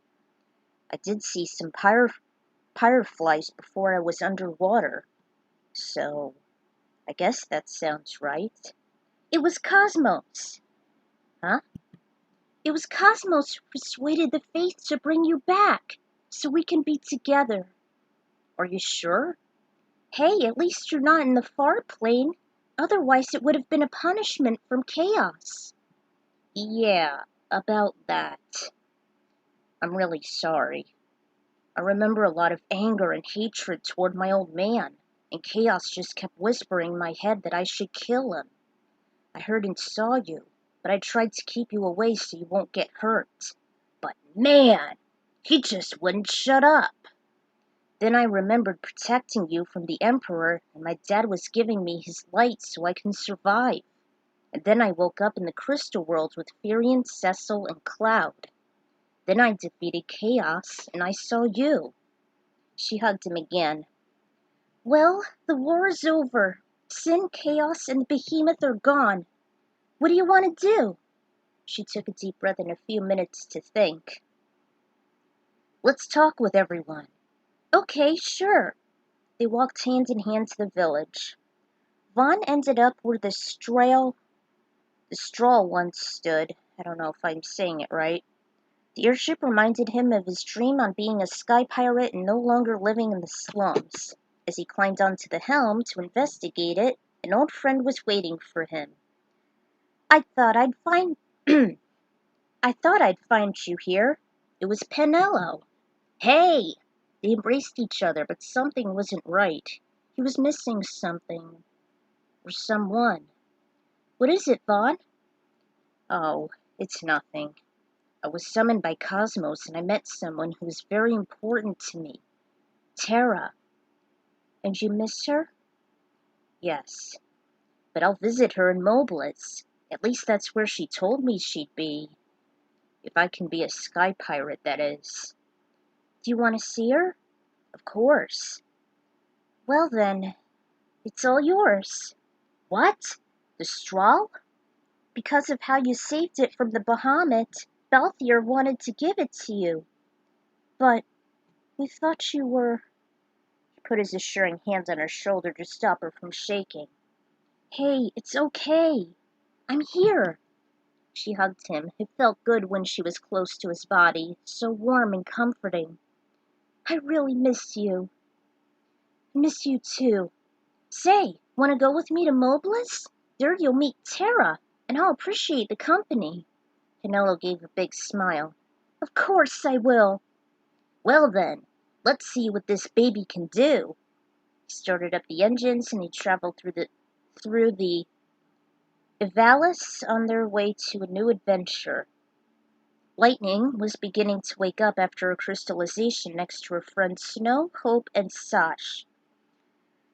They were all standing below a crystallized cocoon along with a trail descending to the surface of Pulse. Her friends ran to her as they gave her a surprise. Lightning! Did you see that? Snow asked in amazement. See what? Hope explained.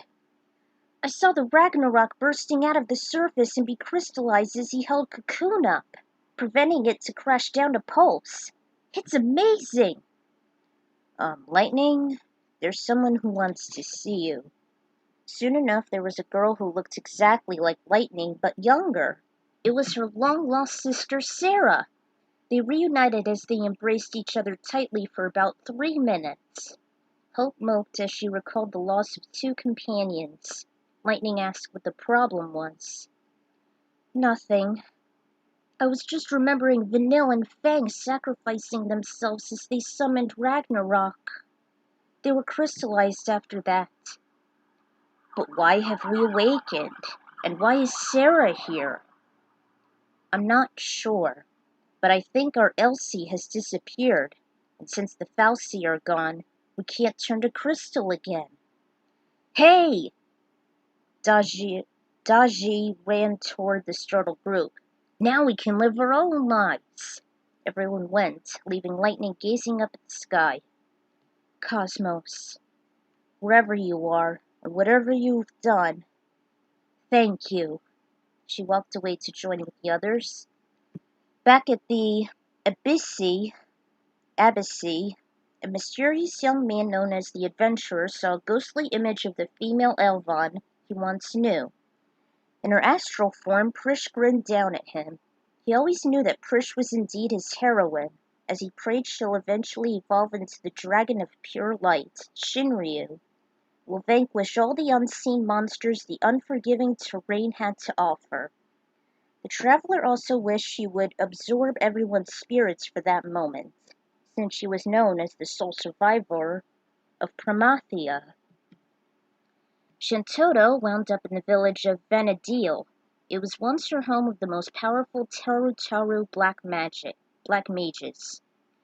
She began to relax at her private quarters as she embraced her retirement.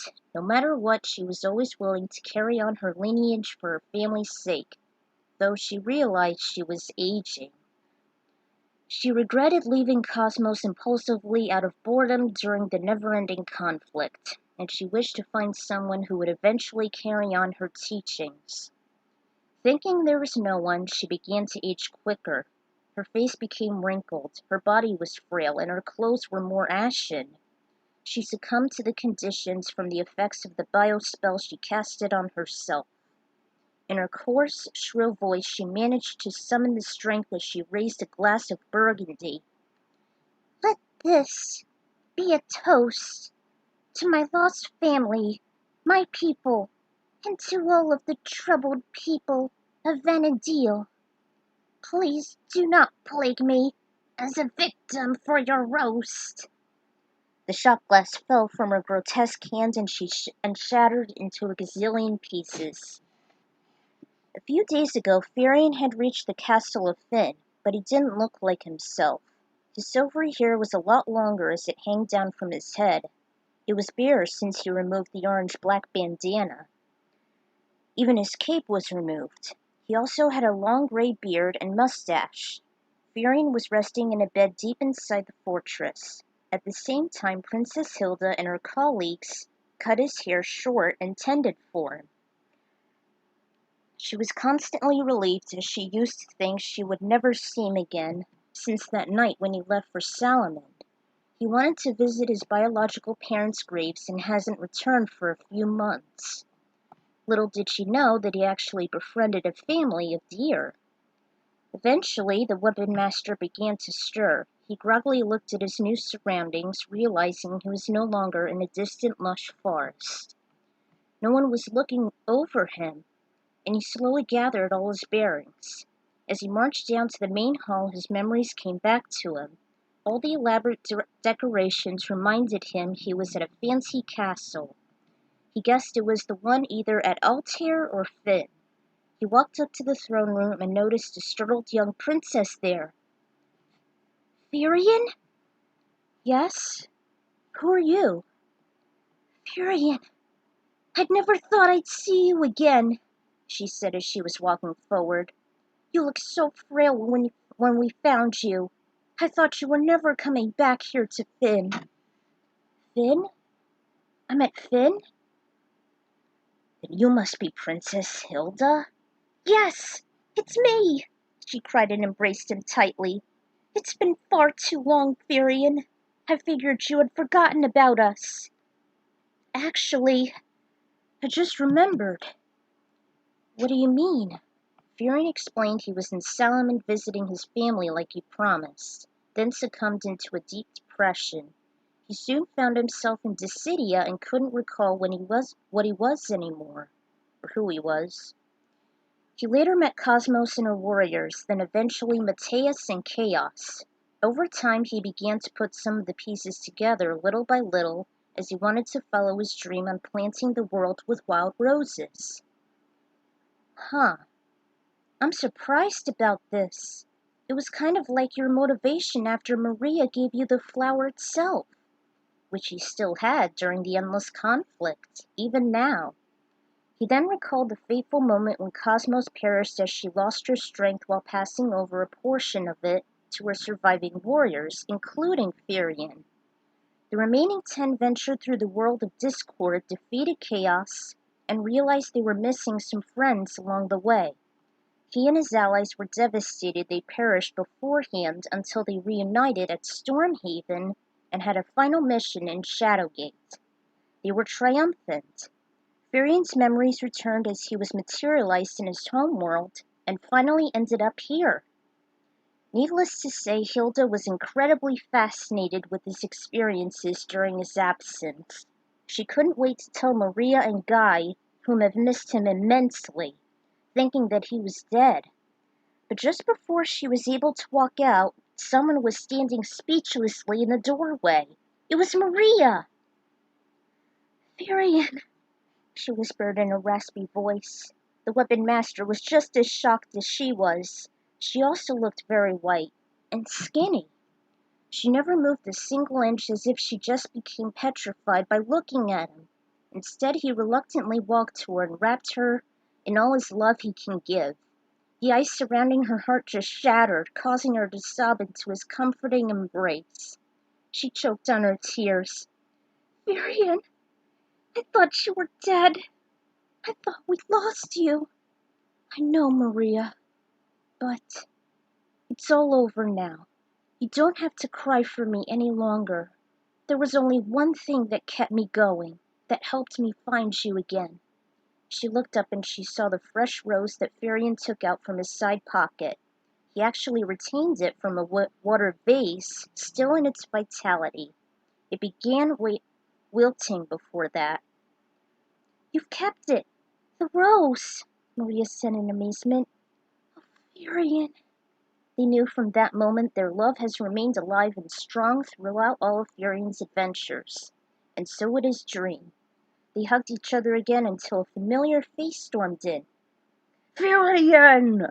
It was their troll-like friend, Guy. The weapon expert immediately broke off and braced himself in a bear hug, which barely squeezed him to death. It's nice to see you too, Guy. He lowered him to the ground, and Firion never saw a smile as genuine and and huge as that. He knew from the looks of it that he missed him for a good long while, thinking he would never return. Princess Hilda brushed a tear away as she saw him reunite with his family again. Firion realized now that his true family lies with him, wherever he may roam. Soon, the sun was beginning to set. Firion was standing in an open field after several hours of catching up with his friends. They were all awed with his journeys, including those that involved Cosmos. He kept looking up at the scenery, reflecting on all of the comrades he'll miss, and how he can't thank her enough for leading him home. A home where it was now at peace since Emperor Mateus is no more, both in Dissidia and in the castle Pandemonium. Maria walked up to him with a smile. Firion, you're here. What are you doing? Oh, Maria, I was just thinking. About your friends? Yes. I can't tell you how much I will miss them. They were the ones who supported and followed my dream. Cecil, Titus, Cloud, Lightning, Cosmos, everyone. I could never have made it this far without them. I know I'll miss them forever. However, it was you and the rose that kept me moving forward. I want to start this dream I came up with since I was revived in Dissidia, so that I can help people heal their deep and emotional wounds from war. Even mine are still healing. I want to bring peace and happiness to the world, just as Cosmos nearly did. Maria touched his hand. We will make that dream come true. I promise. We already restored peace to the world when we defeated Mateus twice. And so did you thrice in Dissidia, and when you beat Chaos in the Behemoth. If it wasn't for you and your friends, our world may have ceased to exist. Furion had always feared that, never left his mind until he finally reached Finn and saw that Hilda, Maria, and Guy were all right. He held her close to him. Oh, Maria, you and Cosmos were the lights through the darkness and the despair. I know you and Guy will help you fulfill it.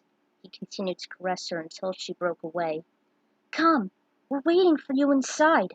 You should see the house the townspeople helped us build. It's almost like our family's homestead. He smiled and she walked away. He gazed at the fresh wild rose he had in his possession since Maria gave it to him for support, and when he found it again in Dissidia. It wasn't just the symbol for tranquility nor the emblem of the rebellion standing up against Palamecia. It was hope and love for him. His heart became warm and light as he saw it and looked up at the sky again. I will follow and fulfill my dream, for all my friends, for my family, and for Cosmos. I cannot thank all of you enough, and this will be a display of my gratitude. May the light forever shine upon all of you, and may we see each other again, someday. He walked inside, not noticing a group of rose petals dancing in the air. I hope you like this crossover. It took a lot of research to include their pasts, especially for the characters I wasn't familiar with. Final battle and the epilogue were extremely difficult, and I don't really like the idea of the remake for Dissidia, even though the characters are able to retain their memories this time. Also, there are a few things I overlooked concerning the prologue at Shadowgate. Lakmir was the surviving member of the Hero Kings, a group that was slewed by the Warlock Lord. They were able to steal away his body to prevent another war in the forbidding fortress of Shadowgate eons ago. Both Shadowgate and Stormhaven are located in a world named Tyragon. Talamar was once one of the Circle of 12, who were a group of powerful, benevolent wizards. However, his soul became corrupt, and in an attempt for freedom, he managed to summon the behemoth from the depths of hell. Shadowgate was located at a land called Kal Zathan at the top of Gatekeeper Mountain. Fortunately, Lakmir heard Cosmos' call and summoned the 17 warriors to prevent bloodshed and destruction to his world as well as theirs. So yeah, that was the setup I regretfully ignored here. I figured it would be appropriate to end the crossover with the song you'll hear in a minute. Much like the staff roll, it should highlight all the events from Dissidia to the fic. After all, Furion was the head character, replacing the warrior anyway.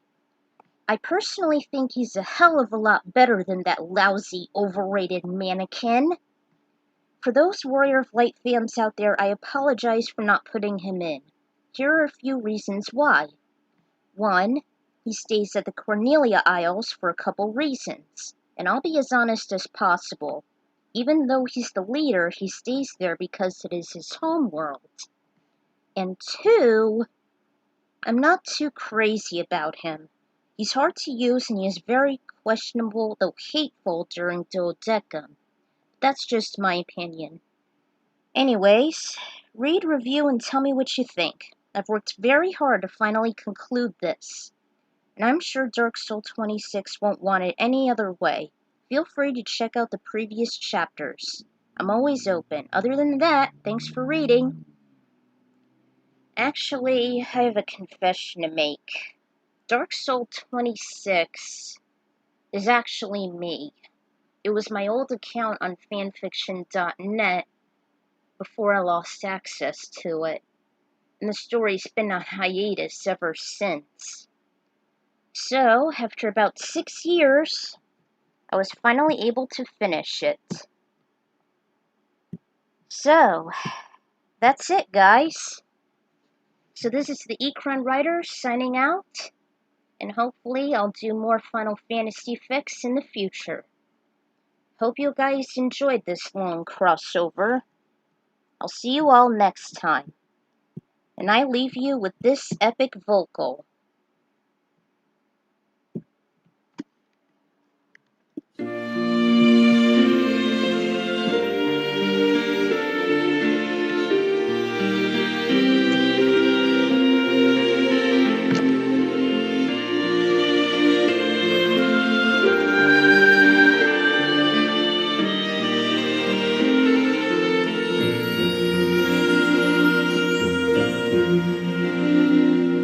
Love will grow, and nothing comes in the way.